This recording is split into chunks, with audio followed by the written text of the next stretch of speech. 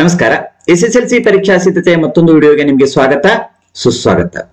ನಾವು ಈಗಾಗಲೇ ಇಲಾಖೆಯಿಂದ ಪ್ರಕಟಿಸಿರುವಂತಹ ಮಾದರಿ ಪ್ರಶ್ನೆ ಪತ್ರಿಕೆ 1, 2, 3, 4 ಹಿಂದಿನ ವಿಡಿಯೋಗಳಲ್ಲಿ ನೋಡ್ಕೊಂಡು ಬಂದಿದ್ದೇವೆ. ಆ ಒಂದು ಪ್ರಶ್ನೆ ಪತ್ರಿಕೆಗೆ ಸಂಬಂಧಿಸಿದಂತೆ ಯಾವ ರೀತಿಯಾಗಿ ಮಾದರಿಯಾಗಿ ಉತ್ತರಿಸಿ ಪ್ರಾಕ್ಟೀಸ್ ಮಾಡಿಕೊಳ್ಳುವುದು ಅನ್ನೋದನ್ನ ಈ ವಿಡಿಯೋದಲ್ಲಿ ನೋಡ್ಕೊಂಡು ಬರೋಣ. ಇಲಾಖೆಯಿಂದ ಪ್ರಕಟಿಸಿರುವಂತಹ ಮಾದರಿ ಪ್ರಶ್ನೆ ಪತ್ರಿಕೆ 3ಕ್ಕೆ ಸಂಬಂಧಿಸಿದಂತೆ ಉತ್ತರಿಸುವುದು ಹೇಗೆ ಅನ್ನೋದನ್ನ ನೋಡ್ಕೊಂಡು ಬರೋಣ. ವಿಷಯ ಇರುವಂತದ್ದು ಪ್ರಥಮ ಭಾಷೆ ಕನ್ನಡ ವಿಷಯ ಆಗಿರುವಂತದ್ದು ಆಗಿದೆ. ಉತ್ತರಿಸುವುದಕ್ಕೆ ಇರುವಂತಹ ಸಮಯಾವಕಾಶ 3 ಗಂಟೆ 15 ನಿಮಿಷಗಳು. ಈಗಾಗಲೇ ಈ ಒಂದು ಪ್ರಶ್ನೆ ಪತ್ರಿಕೆಗೆ ಸಂಬಂಧಿಸಿದಂತೆ ಇನ್ಸ್ಟ್ರಕ್ಷನ್ಸ್ ಗಳನ್ನ ಹಿಂದಿನ ವಿಡಿಯೋಗಳಲ್ಲಿ ನೋಡ್ಕೊಂಡು ಬಂದಿದ್ದೇವೆ. ಹಾಗಾಗಿ ನೇರವಾಗಿ ಈ ಒಂದು ಪ್ರಶ್ನೆಗಳನ್ನ ಉತ್ತರಿಸುವುದಕ್ಕೆ ಸಂಬಂಧಿಸಿದಂತೆ ನೋಡ್ಕೊಂಡು ಬರೋಣ. ಗರಿಷ್ಠ ಅಂಕಗಳಿರುವಂತದ್ದು 100 ಅಂಕಗಳಾಗಿರುವಂತದ್ದು. ಮೊದಲ ವಿಭಾಗದಲ್ಲಿ ಬಹು ಆಯ್ಕೆ ಪ್ರಶ್ನೆಗಳನ್ನು ಕೇಳಿರುವಂತದ್ದಾಗಿರ್ತದೆ. 6 ಬಹು ಆಯ್ಕೆ ಪ್ರಶ್ನೆಗಳನ್ನು ಕೇಳಿರುವಂತದ್ದು. ಪ್ರತಿಯೊಂದು ಸರಿ ಉತ್ತರಕ್ಕೂ ಸಹ 1 ಅಂಕ ಇಲ್ಲಿ ದೊರೆಯುವಂತದ್ದಾಗಿರ್ತದೆ.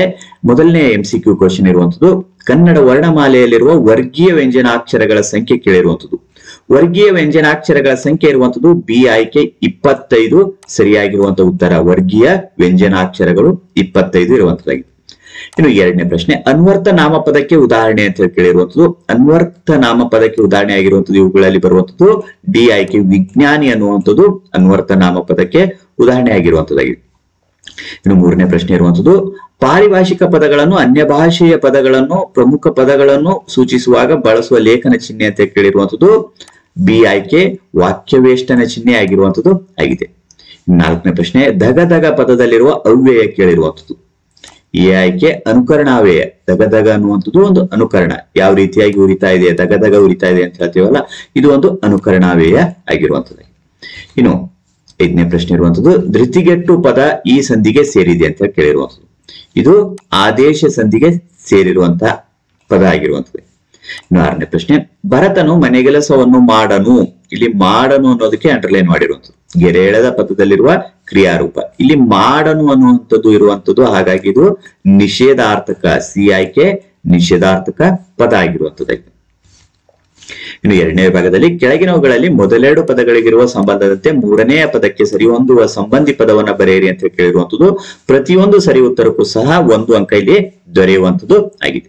7ನೇ ಪ್ರಶ್ನೆ ಬಂಜೆ ಅಂದ್ರೆ ಒಂದೇ ಆಗಿರುವಂತದ್ದು. ಹಾಗೆ ಕುಠಾರ ಅನ್ನೋದಕ್ಕೆ ಕೊಡಲಿ ಆಗುವಂಥದ್ದು. ಹೀಗೆ ಕೊಡಲಿ ಅಂತ ಹೇಳಿ ಬರ್ತಿದ್ದೆ. ಆದಲ್ಲಿ ಸರಿ ಉತ್ತರಕ್ಕೆ 1 ಅಂಕ ದೊರೆಯುವಂಥದ್ದು. ಸತಿಪತಿ ಜೋಡು ನುಡಿ ಆದರೆ ಮೆಲ್ಲ ಮೆಲ್ಲನೆ ಅನ್ನುವಂಥದ್ದು ದುರುಕ್ತಿ ಆಗುವಂಥದ್ದು ಆಗಿದೆ. ಇನ್ನು ಮ್ಯಾಗ ಅಂದ್ರೆ ಮೇಲೆ ಅಂತ ಆಗುವಂಥದ್ದು. ವಿಶ್ವಾಸ ಅನ್ನೋದು ವಿಶ್ವಾಸ ಆಗುವಂಥದ್ದು ಆಗಿದೆ.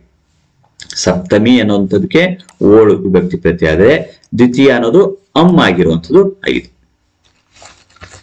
ಇನ್ನು 3ನೇ ವಿಭಾಗದಲ್ಲಿ ಕೆಳಗಿನ ಪ್ರತಿಯೊಂದು ಪ್ರಶ್ನೆಗಳಿಗೆ ಒಂದೊಂದು ವಾಕ್ಯದಲ್ಲಿ ಉತ್ತರ ಬರೆಯಿರಿ ಅಂತ ಕೇಳಿರುವಂತದ್ದು. 7 ಪ್ರಶ್ನೆ ಇವೆ. ಪ್ರತಿಯೊಂದು ಸರಿ ಉತ್ತರಕ್ಕೂ 1 ಅಂಕ ಇಲ್ಲಿ ದೊರೆಯುವಂಥದ್ದು. 11ನೇ ಪ್ರಶ್ನೆ ಶಾನುಭೋಗರು ಇರಸಾಲಿಗಾಗಿ ಯಾವ ಹಳ್ಳಿಗೆ ಹೋಗಿದ್ದರು? ಶಾನುಭೋಗರು ಇರಸಾಲಿಗಾಗಿ ಚಿಕ್ಕನಾಯಕನಹಳ್ಳಿಗೆ ಹೋಗಿದ್ದರು. ಇಲ್ಲಿ ಚಿಕ್ಕನಾಯಕನಹಳ್ಳಿ ಊರ ಹೆಸರು ತಿಳಿಸಬೇಕಾಗಿರುವಂತದ್ದಾಗಿದೆ. ಇನ್ನು 12ನೇ ಪ್ರಶ್ನೆ ಮನೆಮಂಚಮನ ಕತೆ ಹೇಳಿದ ಕವಿ ಯಾರು ಅಂತ ಕೇಳಿರುವಂಥದ್ದು. ಮನೆಮಂಚಮನ ಕತೆ ಹೇಳಿದ ಕವಿ ಸಿದ್ಧಲಿಂಗಯ್ಯ. ಇನ್ನು 13ನೇ ಪ್ರಶ್ನೆ ಬ್ಲಾಕ್ಔಟ್ ನಿಯಮ ಎಂದರೇನು ಅಂತ ಕೇಳಿರುವಂಥದ್ದು. ಯುದ್ಧ ಕಾಲದಲ್ಲಿ ರಾತ್ರಿ ವೇಳೆ ಶತ್ರು ಸೈನಿಕರು ವೈಮಾನಿಕ ದಾಳಿ ಮಾಡಲು ಅವಕಾಶವಾಗದಂತೆ ವಿದ್ಯುತ್ ದೀಪ ಬೆಂಕಿಯನ್ನು ಉರಿಸದೆ ಕತ್ತಲಿನಲ್ಲಿ ರಕ್ಷಿಸಿಕೊಳ್ಳುವುದಕ್ಕೆ ಬ್ಲಾಕ್ಔಟ್ ನಿಯಮ ಎನ್ನುವರು. ಇನ್ನು 14ನೇ ಪ್ರಶ್ನೆ ರಾಮ ಲಕ್ಷ್ಮಣರಿಗೆ ಮತಂಗಾಶ್ರಮಕ್ಕೆ ಹೋಗಲು ಸಲಹೆ ನೀಡಿದವರು ಯಾರು ಅಂತ ಕೇಳಿರುವಂಥದ್ದು. ರಾಮ ಲಕ್ಷ್ಮಣರಿಗೆ ಮತಂಗಾಶ್ರಮಕ್ಕೆ ಹೋಗಲು ಸೂಚಿಸಿದವರು ದಂಡಕಾರಣ್ಯದಲ್ಲಿ ವಾಸ ಮಾಡುತ್ತಿದ್ದ ಧನು ಅಥವಾ ಕಬಂದ ಎಂಬ ಹೆಸರಿನ ರಾಕ್ಷಸ. 15ನೇ ಪ್ರಶ್ನೆ ಹಕ್ಕಿಯು ಯಾರನ್ನು ಹರಸಿದೆ? ಹೊಸಗಾಲದ ಹಸುಮಕ್ಕಳನ್ನು ಹರಸಿದೆ. ಇನ್ನು 16ನೇ ಪ್ರಶ್ನೆ ಕವಿ ಕುವೆಂಪು ಅವರಿಗೆ ಹುಲ್ಲಿನ ಹಾಸು ಯಾವ ರೀತಿ ಕಂಡಿದೆ? ಕವಿ ಕುವೆಂಪು ಅವರಿಗೆ ಹುಲ್ಲಿನ ಹಾಸು ಮಕಮಲ್ಲಿನ ಹೊಸಪಚ್ಚೆಯ ಜಮಖಾನದಂತೆ ಕಂಡಿದೆ. 17ನೇ ಪ್ರಶ್ನೆ ವಸಂತ ಮುಖ ತೋರಲಿಲ್ಲ ಕವನದಲ್ಲಿ ಕೋಗಿಲೆಗಳು ಹೇಗೆ ಹಾಡುತ್ತಿದ್ದವು? ವಸಂತ ಮುಖ ತೋರಲಿಲ್ಲ ಕವನದಲ್ಲಿ ಕೋಗಿಲೆಗಳು ಮನದುಂಬಿ ಹಾಡುತ್ತಿದ್ದವು. ಇನ್ನು 4ನೇ ವಿಭಾಗದಲ್ಲಿ ಕೆಳಗಿನ ಪ್ರಶ್ನೆಗಳಿಗೆ 3-4 ವಾಕ್ಯಗಳಲ್ಲಿ ಉತ್ತರಿಸಿ ಅಂತ ಕೇಳಿರುವಂತದ್ದು. ಪ್ರತಿಯೊಂದು ಸರಿ ಉತ್ತರಕ್ಕೂ 2 ಅಂಕ. ಒಟ್ಟು 10 ಪ್ರಶ್ನೆಗಳು ಇಲ್ಲಿರುವಂತದ್ದು ಆಗಿದೆ. 18ನೇ ಪ್ರಶ್ನೆ ಶಾನುಭೋಗರು ಮೂರ್ಛೆಯಲ್ಲಿದ್ದಾಗ ನಡೆದ ಘಟನೆಗಳನ್ನು ವಿವರಿಸಿ ಅಂತ ಕೇಳಿರುವಂಥದ್ದು. ಶಾನುಭೋಗರು ಮೂರ್ಛೆಯಲ್ಲಿದ್ದಾಗ ನಡೆದದ್ದು ಇಷ್ಟು. ಚಿಕ್ಕನಾಯಕನಹಳ್ಳಿಗೆ ತೆಂಗಿನಕಾಯಿ ತುಂಬಿಕೊಂಡು ಹೋಗಿದ್ದ ಕೆಲವು ರೈತರ ಗಾಡಿಯು ಎತ್ತುಗಳು ಮುಂದೆ ಹೋಗದೆ ಕಣಿ ಹಾಕಿಕೊಂಡು ನಿಂತವು. ಅದೇ ವೇಳೆಗೆ ಎದೆ ನಡುಗುವಂತೆ ಹುಲಿಯ ಗರ್ಜನೆ ಕೇಳಿಸಿತು. ಎತ್ತುಗಳ ಗಂಟೆಯ ಸದ್ದನ್ನು, ರೈತರ ಮಾತನ್ನು ಕೇಳಿದ ಹುಲಿಯು ನಿರಾಶೆಯಿಂದ ಕೋಪದಿಂದ ಗರ್ಜಿಸಿ ಪಲಾಯನ ಮಾಡಿತು. ಆನಂತರ ರೈತರು ತಮ್ಮಲ್ಲಿದ್ದ ಕೋವಿಯಿಂದ ಒಂದೆರಡು ತೋಟ ಹಾರಿಸಿ ಕೈಯಲ್ಲಾದಷ್ಟು ಗಲಭೆ ಮಾಡುತ್ತಾ ತೆಂಗಿನ ಗರಿಯ ಪಂಜನ್ನು ಹೊತ್ತಿಸಿಕೊಂಡು ಜಾಗರೂಕತೆಯಿಂದ ಮುಂದೆ ಬಂದರು. ಮೂರ್ಛೆಯಲ್ಲಿ ಬಿದ್ದಿದ್ದ ಶಾನುಭೋಗರನ್ನು ಕಂಡು ಮುಖದ ಮೇಲೆ ನೀರೆರಚಿ ಎಚ್ಚರಿಸಿದರು. ಇನ್ನು 19ನೇ ಪ್ರಶ್ನೆ, ಅಶೋಕ್ ಪೈ ಹೇಳಿದ ಸಂಶೋಧನಾ ಸತ್ಯವನ್ನು ತಿಳಿಸಿ ಅಂತ ಕೇಳಿರುವಂಥದ್ದು. ಕೆಲವರು ಒಂದು ಕೊಠಡಿಯಲ್ಲಿ ಕುಳಿತು ಟೆಲಿವಿಷನ್ ಕೊಲೆ ದೃಶ್ಯವನ್ನು ನೋಡುತ್ತಿರುತ್ತಾರೆ. ಇನ್ನೊಂದು ಕೊಠಡಿಯಲ್ಲಿ ಅದರ ಅರಿವಿಲ್ಲದೆ ತಮ್ಮಷ್ಟಕ್ಕೆ ತಾವಿರುವ ಜನರಿಗೂ ಸ್ವಲ್ಪ ಮಟ್ಟಿಗೆ ದುಗುಡವಾಗುತ್ತದೆ. ಇದೇ ರೀತಿ ಕೊಠಡಿಯಲ್ಲಿ ನೃತ್ಯ ದೃಶ್ಯ ನೋಡುತ್ತಿರುವವರ ಖುಷಿಯ ಭಾವನೆಯು ಪಕ್ಕದ ಕೊಠಡಿಯಲ್ಲಿ ಇದನ್ನು ನೋಡದೆ ತಮ್ಮಷ್ಟಕ್ಕೆ ತಾವೇ ಇದ್ದವರ ಮನಸ್ಸಿನ ಮೇಲೂ ಪರಿಣಾಮ ಬೀರಿ ಸ್ವಲ್ಪ ಮಟ್ಟಿಗೆ ಸಂತೋಷದ ಭಾವನೆ ಉಂಟಾಗುತ್ತದೆ. ಅಂದರೆ ಯಾವ ಜೀವಿಯೂ ತನ್ನಷ್ಟಕ್ಕೆ ತಾನಿಲ್ಲ. ಯಾವುದೇ ಒಂದು ಜೀವಿಗೆ ಆಗುವ ದುಃಖ, ದುಮ್ಮಾನ ಪರಿಸರದಲ್ಲಿ ಉಸಿರಾಡುತ್ತಿರುವ ಎಲ್ಲ ಜೀವಿಗಳಲ್ಲೂ ಕಂಪನವನ್ನು ಉಂಟು ಮಾಡುತ್ತಿರುತ್ತದೆ. ಅಂದರೆ ಯಾವ ಜೀವಿಯೂ ತನ್ನಷ್ಟಕ್ಕೆ ತಾನಿಲ್ಲ. ಯಾವುದೇ ಒಂದು ಜೀವಿಗೆ ಆಗುವ ದುಃಖ, ದುಮ್ಮಾನ ಪರಿಸರದಲ್ಲಿ ಉಸಿರಾಡುತ್ತಾ ಎಲ್ಲ ಜೀವಿಗಳಲ್ಲೂ ಕಂಪನ ಉಂಟು ಮಾಡುತ್ತದೆ. ಈ ಅನುಕಂಪನ ಇಡೀ ಜೀವ ಸಂಕುಲವನ್ನೇ ಒಂದು ಎಂದು ಹೇಳುತ್ತದೆ. ಇದು ಅಶೋಕ್ ಪೈ ಅವರು ಹೇಳಿದ ಸಂಶೋಧನಾ ಸತ್ಯ. ಇನ್ನು 20ನೇ ಪ್ರಶ್ನೆ, ಮುದುಕಿಯು ಸೈನಿಕರಿಂದ ರಾಹೀಲರನ್ನು ಹೇಗೆ ಸಂರಕ್ಷಿಸಿದಳು ಅಂತ ಕೇಳಿರುವಂಥದ್ದು. ಸೈನಿಕರು ರಾಹೀಲನನ್ನು ಹುಡುಕಿಕೊಂಡು ಮುದುಕಿಯ ಮನೆಯ ಬಳಿಗೆ ಬಂದು ಬಾಗಿಲನ್ನು ಬಡಿದರು. ಮುದುಕಿಯು ಬಾಗಿಲ ಬಳಿ ಬಂದು ರಾಹೀಲನ ಮುಖವನ್ನು ನೋಡಿದಳು. ರಾಹೀಲನು ಅಸಹಾಯಕತೆಯ ದನಿಯಿಂದ ನೋಟದಿಂದ ಬಾಗಿಲು ತೆರೆಯಬೇಡಿ ಎಂದು ಕೈಸನ್ನೆ ಮಾಡಿದನು. ಮುದುಕಿಯು ನಿಶಬ್ದವಾಗಿ ರಾಹೀಲನನ್ನು ತನ್ನ ಸೊಸೆಯು ಮಲಗಿದ್ದ ಕೋಣೆಗೆ ಕಳುಹಿಸಿ ಮಂಚದಡಿಯನ್ನು ತೋರಿಸಿದಳು. ಬಟ್ಟೆ ಸುತ್ತಿದ ನಿರ್ಜೀವ ಶಿಶುವನ್ನು ಬಾಗಿಲ ಬಳಿ ಮಲಗಿಸಿ ಹೊರಬಂದು ಬಾಗಿಲು ತೆರೆದಳು. ಮನೆಯೊಳಗೆ ಬಂದ ಸೈನಿಕರು ಮಗುವಿನ ಮೃತದೇಹವನ್ನು ದಿಟ್ಟಿಸಿ ನೋಡಿದರು. ಅವರ ಮೂಗಿಗೆ ಕೋಣೆಯಲ್ಲಿ ಹರಡಿದ ಹಸಿನೆತ್ತರ ವಾಸನೆಯು ಬಡಿಯಲು ಇಲ್ಲಿ ಯಾರೂ ಇಲ್ಲ ಎಂದು ಭಾವಿಸಿ ನಿಶಬ್ದವಾಗಿ ಮನೆಯಿಂದ ಹೊರ ನಡೆದರು. ಹೀಗೆ ಮುದುಕಿಯು ರಾಹೀಲನನ್ನು ಸೈನಿಕರಿಂದ ಸಂರಕ್ಷಿಸಿದಳು. ಇನ್ನು 21ನೇ ಪ್ರಶ್ನೆ, ಲಂಡನ್ನ ಹೆಣ್ಣು ಮಕ್ಕಳು ಯಾವ ಯಾವ ಕೆಲಸದಲ್ಲಿ ನಿಯುಕ್ತರಾಗಿರುತ್ತಾರೆ? ಲಂಡನ್ ನಲ್ಲಿ ಎಲ್ಲ ಅಂಗಡಿಗಳಲ್ಲಿ ಸಾಮಾನ್ಯವಾಗಿ ಸ್ತ್ರೀಯರೇ ಕೆಲಸ ಮಾಡುತ್ತಾರೆ. ಉಪಹಾರ ಗೃಹಗಳಲ್ಲಿ ಕಾರ್ಯನಿರ್ವಹಿಸುವ ಮಾಣಿಗಳು ಸಹ ಹೆಣ್ಣು ಮಕ್ಕಳೇ ಆಗಿರುತ್ತಾರೆ. ದೊಡ್ಡ ದೊಡ್ಡ ಅಂಗಡಿಗಳಲ್ಲಿ ಹೆಣ್ಣು ಮಕ್ಕಳು ಕಾರಕೋನ ಹಾಗೂ ಟೈಪಿಸ್ಟ್ ಕೆಲಸದಲ್ಲಿ ನಿಯುಕ್ತರಾಗಿರುತ್ತಾರೆ. ಸಿನಿಮಾ ಗೃಹದಲ್ಲಿ ಪ್ರೇಕ್ಷಕರಿಗೆ ಜಾಗವನ್ನು ಹುಡುಕಿಕೊಡುವ ಕಾರ್ಯನಿರ್ವಹಿಸುವವರು ಸಹ ಹೆಣ್ಣು ಮಕ್ಕಳು. ಕಾಲೇಜಿನಲ್ಲಿ ಸಹ ವಿದ್ಯಾರ್ಥಿನಿಯರ ಅನುಕೂಲಕ್ಕಾಗಿ ಸಿಪಾಯಿಣಿಯರನ್ನು ಇಟ್ಟಿದ್ದಾರೆ. ಹೆಣ್ಣು ಮಕ್ಕಳನ್ನು ಅತ್ಯಾದರದಿಂದ ನಡೆಸಿಕೊಳ್ಳುವ, ಸತ್ಕರಿಸುವ ಸಂಸ್ಕೃತಿಯ ಶಿಖರವನ್ನು ಇಂಗ್ಲೆಂಡ್ ನಲ್ಲಿ ಕಾಣಬಹುದು. ಇನ್ನು 22ನೇ ಪ್ರಶ್ನೆ, ಕವಿಯಾತ್ಮವು ಹಸಿರುಗಟ್ಟಲು ಕಾರಣವಾದ ಹಿನ್ನೆಲೆಯನ್ನು, ಅಂಶಗಳನ್ನು ತಿಳಿಸಿ ಅಂತ ಕೇಳಿರುವುದು. ಅಶ್ವಯುಜ ಮಾಸದ ನವರಾತ್ರಿಯಲ್ಲಿ ಪ್ರಕೃತಿಯಲ್ಲಿ ಹೆಪ್ಪುಗಟ್ಟಿದ ಹಚ್ಚ ಹಸಿರಿನಿಂದ ಕವಿಯಾತ್ಮವು ಪ್ರೇರಿತವಾಗಿದೆ. ಅಶ್ವಯುಜ ಮಾಸದ ನವರಾತ್ರಿಯಲ್ಲಿ ಪ್ರಕೃತಿಯಲ್ಲಿ ಎತ್ತ ನೋಡಿದರತ್ತ ಹಸಿರು ಕಂಗೊಳಿಸುತ್ತದೆ. ಅಲ್ಲಿ ಇಲ್ಲಿ ಎಲ್ಲೆಲ್ಲೂ ಹಾಗೂ ಕಡಲಿನಲ್ಲೂ ಪ್ರಕೃತಿಯು ಹಸಿರಿನಿಂದ ಕೂಡಿ ಹಚ್ಚ ಹಸಿರಾಗಿದೆ. ಕವಿಯ ಒಡಲಿನ ನೆತ್ತರೂ ಸಹ ಈ ಹಸಿರಿನ ಭಾವದಿಂದ ಕೂಡಿ ಪುಳಕಗೊಳ್ಳುತ್ತದೆ. ಪ್ರಕೃತಿಯ ಹಚ್ಚ ಹಸಿರಿನ ಹಿನ್ನೆಲೆಯಲ್ಲಿ ಕವಿಯಾತ್ಮವು ಹಸಿರುಗಟ್ಟಿ ಹಸಿರು ಭಾವವನ್ನು ಮೈದುಂಬಿಕೊಂಡು ಶಾಂತಿಯನ್ನು ಅನುಭವಿಸುತ್ತದೆ. ಇನ್ನು 23ನೇ ಪ್ರಶ್ನೆ, ಯಜ್ಞಾಶ್ವದ ಹಣೆಯಲ್ಲಿದ್ದ ಪಟ್ಟಿಯಲ್ಲಿ ಬರೆದ ಅಂಶಗಳಾವು ಅಂತ ಕೇಳಿರೋದು.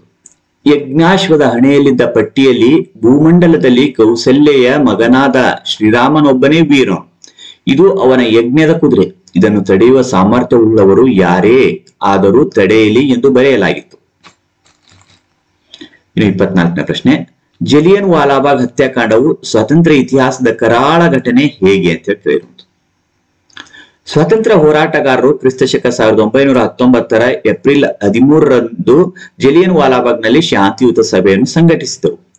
ಈ ಸಭೆಯಲ್ಲಿ ಅಮಾಯಕರಾದ ನಿಶಸ್ತ್ರರಾದ ಗಂಡಸರು, ಹೆಂಗಸರು, ಮಕ್ಕಳು ಸೇರಿ ಸುಮಾರು 20,000 ಜನರಿದ್ದರು. ಅಲ್ಲಿದ್ದ ಜನರಿಗೆ ಯಾವ ಎಚ್ಚರಿಕೆಯನ್ನು ಕೊಡದೆ ಕಠೋರ ಹೃದಯದ ಅಧಿಕಾರಿಯಾಗಿದ್ದ ಲೆಫ್ಟಿನೆಂಟ್ ಗವರ್ನರ್ ಜನರಲ್ ಡಯರ್ ತನ್ನ ಸೈನಿಕರಿಗೆ ಗುಂಡಿನ ದಾಳಿ ನಡೆಸಲು ಆಜ್ಞೆಯನ್ನು ನೀಡಿದನು. ಈ ಸಭೆಯಲ್ಲಿ ಸೇರಿದ ಅಮಾಯಕ ಭಾರತೀಯರ ಮೇಲೆ ಪೊಲೀಸರು ಗುಂಡಿನ ಮಳೆಗರೆದರು. ಈ ಹತ್ಯಾಕಾಂಡದಲ್ಲಿ ಸುಮಾರು 400ಕ್ಕೂ ಹೆಚ್ಚು ಜನರು ಕೊಲ್ಲಲ್ಪಟ್ಟರು. ಸುಮಾರು 1200ಕ್ಕೂ ಹೆಚ್ಚು ಜನರು ಗಾಯಗೊಂಡರು. ಹೀಗೆ ಜಲಿಯನ್ ವಾಲಾಬಾಗ್ ಹತ್ಯಾಕಾಂಡವು ಸ್ವಾತಂತ್ರ್ಯ ಇತಿಹಾಸದ ಕರಾಳ ಘಟನೆಯಾಯಿತು. ಇನ್ನು 25ನೇ ಪ್ರಶ್ನೆ, ಬಾಳಿನಲ್ಲಿ ತೃಪ್ತಿ ದೊರೆಯಬೇಕಾದರೆ ಏನು ಮಾಡಬೇಕೆಂದು ವಿವೇಕಾನಂದರು ಅಭಿಪ್ರಾಯಪಟ್ಟಿದ್ದಾರೆ? ಬಾಳಿನಲ್ಲಿ ತೃಪ್ತಿ ದೊರಕಬೇಕಾದರೆ ನಮ್ಮ ದೇಶದ ಮತ್ತು ಜಗತ್ತಿನ ಕಲ್ಯಾಣ ನಮ್ಮ ಮೇಲೆ ನಿಂತಿದೆ ಎಂದು ಭಾವಿಸಿ ಕಾರ್ಯೋನ್ಮುಖರಾಗಬೇಕು. ವೇದಾಂತದ ಸಂದೇಶವನ್ನು ಪ್ರತಿ ಮನೆಗೂ ಸಾರಿ ಪ್ರತಿಯೊಂದು ಆತ್ಮದಲ್ಲಿರುವ ಸುಪ್ತ ಪಾವಿತ್ರ್ಯವನ್ನು ಜಾಗೃತಗೊಳಿಸಬೇಕು. ಇದರಿಂದ ನಾವು ಅಲ್ಪವನ್ನು ಸಾಧಿಸಿದರೂ ನಾವು ಒಂದು ಮಹಾ ಆದರ್ಶಕ್ಕಾಗಿ ಬಾಳಿ ದುಡಿದು ಮಡಿದೆವು ಎಂಬ ತೃಪ್ತಿಯು ದೊರೆಯುತ್ತದೆ ಎನ್ನುವುದು ವಿವೇಕಾನಂದರ ಅಭಿಪ್ರಾಯವಾಗಿದೆ. ಇನ್ನು 26ನೇ ಪ್ರಶ್ನೆ, ಅಕ್ಕ ಮಹಾದೇವಿಯು ಭಗವಂತನಲ್ಲಿ ಶರಣಾಗುವ ಭಾವವನ್ನು ಹೇಗೆ ತಿಳಿಸಿದ್ದಾಳೆ? ಚಂದನವ ಕಡಿದು ಕೊರೆದು ತೇದರೆ ಅದು ನೊಂದನೆಂದು ತನ್ನ ಕಂಪನ್ನು ಬಿಡದಂತೆ, ಸುವರ್ಣವನ್ನು ಕಡಿದು ಒರೆದು ಬೆಂದರೂ ಅದು ಕಪ್ಪಾಗದೆ ಹೊಳೆಯುವಂತೆ, ಕಬ್ಬನ್ನು ಸಂದುಗಳಲ್ಲಿ ಕಡಿದು ತಂದು ಗಾಣದಲ್ಲಿ ಹಾಕಿ ಅರೆದರೆ ಅದು ಬೆಂದು ಪಾಕವಾಗಿ ಸಕ್ಕರೆಯಾಗುವಂತೆ, ಚೆನ್ನಮಲ್ಲಿಕಾರ್ಜುನಯ್ಯ, ನಾನು ಹಿಂದೆ ಮಾಡಿದ ಪಾಪಕೃತ್ಯಗಳನ್ನು ತಂದು ಮುಂದಿಟ್ಟರೆ ಅದರಿಂದ ನಿಮಗೆ ಹಾನಿ. ನೀವು ನನ್ನನ್ನು ಕೊಂದರೂ ಸಹ ನಾನು ನಿನಗೆ ಶರಣೆಂಬುದನ್ನು ಬಿಡುವುದಿಲ್ಲ. ಹೀಗೆ ಭಗವಂತನಲ್ಲಿ ಶರಣಾಗುವ ಭಾವ ಅಕ್ಕ ಮಹಾದೇವಿ ವಚನದಲ್ಲಿ ವ್ಯಕ್ತಗೊಂಡಿದೆ. ಇನ್ನು 27ನೇ ಪ್ರಶ್ನೆ, ಪೈಗಳು ಪ್ರಾಸ ತೊರೆದು ಬರೆಯಲು ನಿಶ್ಚಯಿಸಿದ ಸಂದರ್ಭವನ್ನು ತಿಳಿಸಿ ಅಂತ ಕೇಳಿರು. ಶ್ರೀ ಗೋವಿಂದ ಪೈಗಳು ಕ್ರಿಸ್ತಶಕ 1911ನೇ ಏಪ್ರಿಲ್ ತಿಂಗಳಿನಲ್ಲಿ ಒಂದು ತಿಂಗಳು ಬರೋಡಾದ ರಾಜ್ಯದ ನವಸಾರಿಯಲ್ಲಿದ್ದರು. ಆಗ ಒಂದು ಮುಂಜಾನೆ ಮಾಳಿಗೆಯಲ್ಲಿ ಶತಪಥ ಮಾಡುತ್ತಿದ್ದಾಗ ಹಠಾತ್ ಆಗಿ ಆಗೋದು ಹೋಗೋದು ದೇವರ ಇಚ್ಛೆ, ಹೊಡೋದು ಬಿತ್ತೋದು ನನ್ನ ಇಚ್ಛೆ, ಇನ್ನು ಮೀನಮೇಷ ನೋಡದೆ ಪ್ರಾಸ ನೀಗಲೇ ತೊರೆದು ಬಿಡುವುದೇ ನಿಶ್ಚಯಂ ಎಂದುಕೊಂಡರು. ಪ್ರಾಸ ಬಿಡಬೇಕೆಂದು ನಿರ್ಧರಿಸಿದ ಬಳಿಕ ಪೈಗಳು ಕೂಡಲೇ ರವೀಂದ್ರನಾಥ್ ಠಾಗೂರ್ರ ಆಯಿ ಭುವನ ಮನಮೋಹಿನಿ ಎಂದು ಮೊದಲಾಗುವ ಭಾರತ ಲಕ್ಷ್ಮಿ ಎಂಬ ಬಂಗಾಳಿ ಗೀತವನ್ನು ಕನ್ನಡಿಸಿ, ಆಮೇಲೆ ಅವರದೇ ಶಿಶು ಎಂಬ ಗ್ರಂಥದಲ್ಲಿಯ ವಿದಾಯ ಎಂಬ ಕವಿತೆಯನ್ನು ಕನ್ನಡಿಸಿ, ಅನಂತರ ಶೇಖ್ ಮೊಹಮ್ಮದ್ ಇಕ್ಬಾಲ್ ರ ಹಿಂದೂಸ್ತಾನ್ ಹಮಾರ ಎಂಬ ಉರ್ದು ಗೀತವನ್ನು ಕನ್ನಡಿಸಿ ಪ್ರಾಸರಹಿತವಾಗಿ ಕವಿತೆಗಳನ್ನು ರಚಿಸಿದರು. ಇನ್ನು ಕೆಳಗಿನ ಕವಿ ಅಥವಾ ಸಾಹಿತಿಗಳ ಜನ್ಮಸ್ಥಳ, ಕಾಲ, ಕೃತಿ ಮತ್ತು ಬಿರುದು ಅಥವಾ ಪ್ರಶಸ್ತಿಗಳನ್ನು ಕುರಿತು ವಾಕ್ಯ ರೂಪದಲ್ಲಿ ಬರೆಯಿರಿ ಅಂತ ಕೇಳಿರುವಂತದ್ದು. ಎರಡು ಈ ರೀತಿಯಾಗಿರುವಂತಹ ಪ್ರಶ್ನೆಗಳಿರುವಂತದ್ದು. ಪ್ರತಿಯೊಂದು ಸರಿ ಉತ್ತರಕ್ಕೂ 3 ಅಂಕದಂತೆ ಒಟ್ಟು 6 ಅಂಕಗಳು ಈ ವಿಭಾಗದಲ್ಲಿ ದೊರೆಯುವಂತದ್ದಾಗಿದೆ. 28ನೇ ಪ್ರಶ್ನೆ, ಎಂ ಮರಿಯಪ್ಪ ಭಟ್ಟ ಅವರಿಗೆ ಸಂಬಂಧಿಸಿದಂತೆ ಉತ್ತರಿಸಬೇಕಾಗಿರುವುದು. ಶ್ರೀ ಮಂಗ್ಲಿ ಮನೆ ಮರಿಯಪ್ಪ ಭಟ್ಟ ಅವರು ಕ್ರಿಸ್ತಶಕ 1906 27/7/1906ರಲ್ಲಿ ದಕ್ಷಿಣ ಕನ್ನಡ ಜಿಲ್ಲೆಯ ಪುತ್ತೂರು ತಾಲೂಕಿನ ಕಬಕ ಗ್ರಾಮದಲ್ಲಿ ಜನಿಸಿದರು. ಬಹುಭಾಷಾ ವಿದ್ವಾಂಸರಾದ ಇವರು ದ್ರಾವಿಡ ಭಾಷೆಗಳನ್ನು ತುಲನಾತ್ಮಕವಾಗಿ ಅಧ್ಯಯನ ಮಾಡುವುದರೊಂದಿಗೆ ನಿಘಂಟು ರಚನೆಯಲ್ಲೂ ಅನುಪಮ ಸೇವೆಯನ್ನು ನೀಡಿದ್ದಾರೆ. ಇವರು ಮದ್ರಾಸು ವಿಶ್ವವಿದ್ಯಾನಿಲಯದಲ್ಲಿ ಕನ್ನಡ ಪ್ರಾಧ್ಯಾಪಕರಾಗಿ ಸೇವೆಯನ್ನು ಸಲ್ಲಿಸಿದ್ದಾರೆ. ಇವರು ಕನ್ನಡ, ಸಂಸ್ಕೃತಿ, ತುಳು, ಇಂಗ್ಲಿಷ್ ನಿಘಂಟು, ಅಭಿನವ ಮಂಗರಾಜನ ನಿಘಂಟು, ಜಾತಕ ತಿಲಕಂ, ಛಂದಸ್ಸಾರ ಮೊದಲಾದ ಕೃತಿಗಳನ್ನು ರಚಿಸಿದ್ದಾರೆ. ಶ್ರೀಯುತರಿಗೆ ಕರ್ನಾಟಕ ಸರ್ಕಾರದ ಪುರಸ್ಕಾರ, ಸಾಹಿತ್ಯ ಅಕಾಡೆಮಿ ಪ್ರಶಸ್ತಿಯನ್ನು ನೀಡಿ ಗೌರವಿಸಲಾಗಿದೆ. ಇನ್ನು 29ನೇ ಪ್ರಶ್ನೆ, ಪಂಪ. ಕನ್ನಡದ ಆದಿಕವಿ ಪಂಪ ಅವರು ಕ್ರಿಸ್ತಶಕ ಸುಮಾರು 902ರಲ್ಲಿ ವೆಂಗಿ ಮಂಡಲದ ವೆಂಗಿಪಡು ಎಂಬ ಅಗ್ರಹಾರದಲ್ಲಿ ಜೀವಿಸಿದರು. ಚಾಲುಕ್ಯ ದೊರೆ ಅರಿಕೇಸರಿ ಅವರ ಆಸ್ಥಾನ ಕವಿಯಾಗಿದ್ದ ಪಂಪ ಅವರು ವಿಕ್ರಮಾರ್ಜುನ ವಿಜಯ ಮತ್ತು ಆದಿ ಪುರಾಣ ಎಂಬ ಮಹಾಕಾವ್ಯಗಳನ್ನು ರಚಿಸಿದ್ದಾರೆ. ವಿಕ್ರಮಾರ್ಜುನ ವಿಜಯಂ ಕೃತಿಗೆ ಪಂಪ ಭಾರತ ಎಂದು ಸಹ ಕರೆಯುತ್ತಾರೆ. ಕವಿಯೂ ಆಗಿದ್ದ ಪಂಪ ಅವರು ಕನ್ನಡದ ರತ್ನತ್ರಯರಲ್ಲಿ ಒಬ್ಬರಾಗಿದ್ದಾರೆ. ಇವರಿಗೆ ಸರಸ್ವತಿ ಮಣಿಹಾರ, ಸಂಸಾರ ಸಾರೋದಯ, ಕವಿತಾ ಗುಣಾರ್ಣವ ಎಂಬ ಬಿರುದುಗಳು ಇದ್ದವು.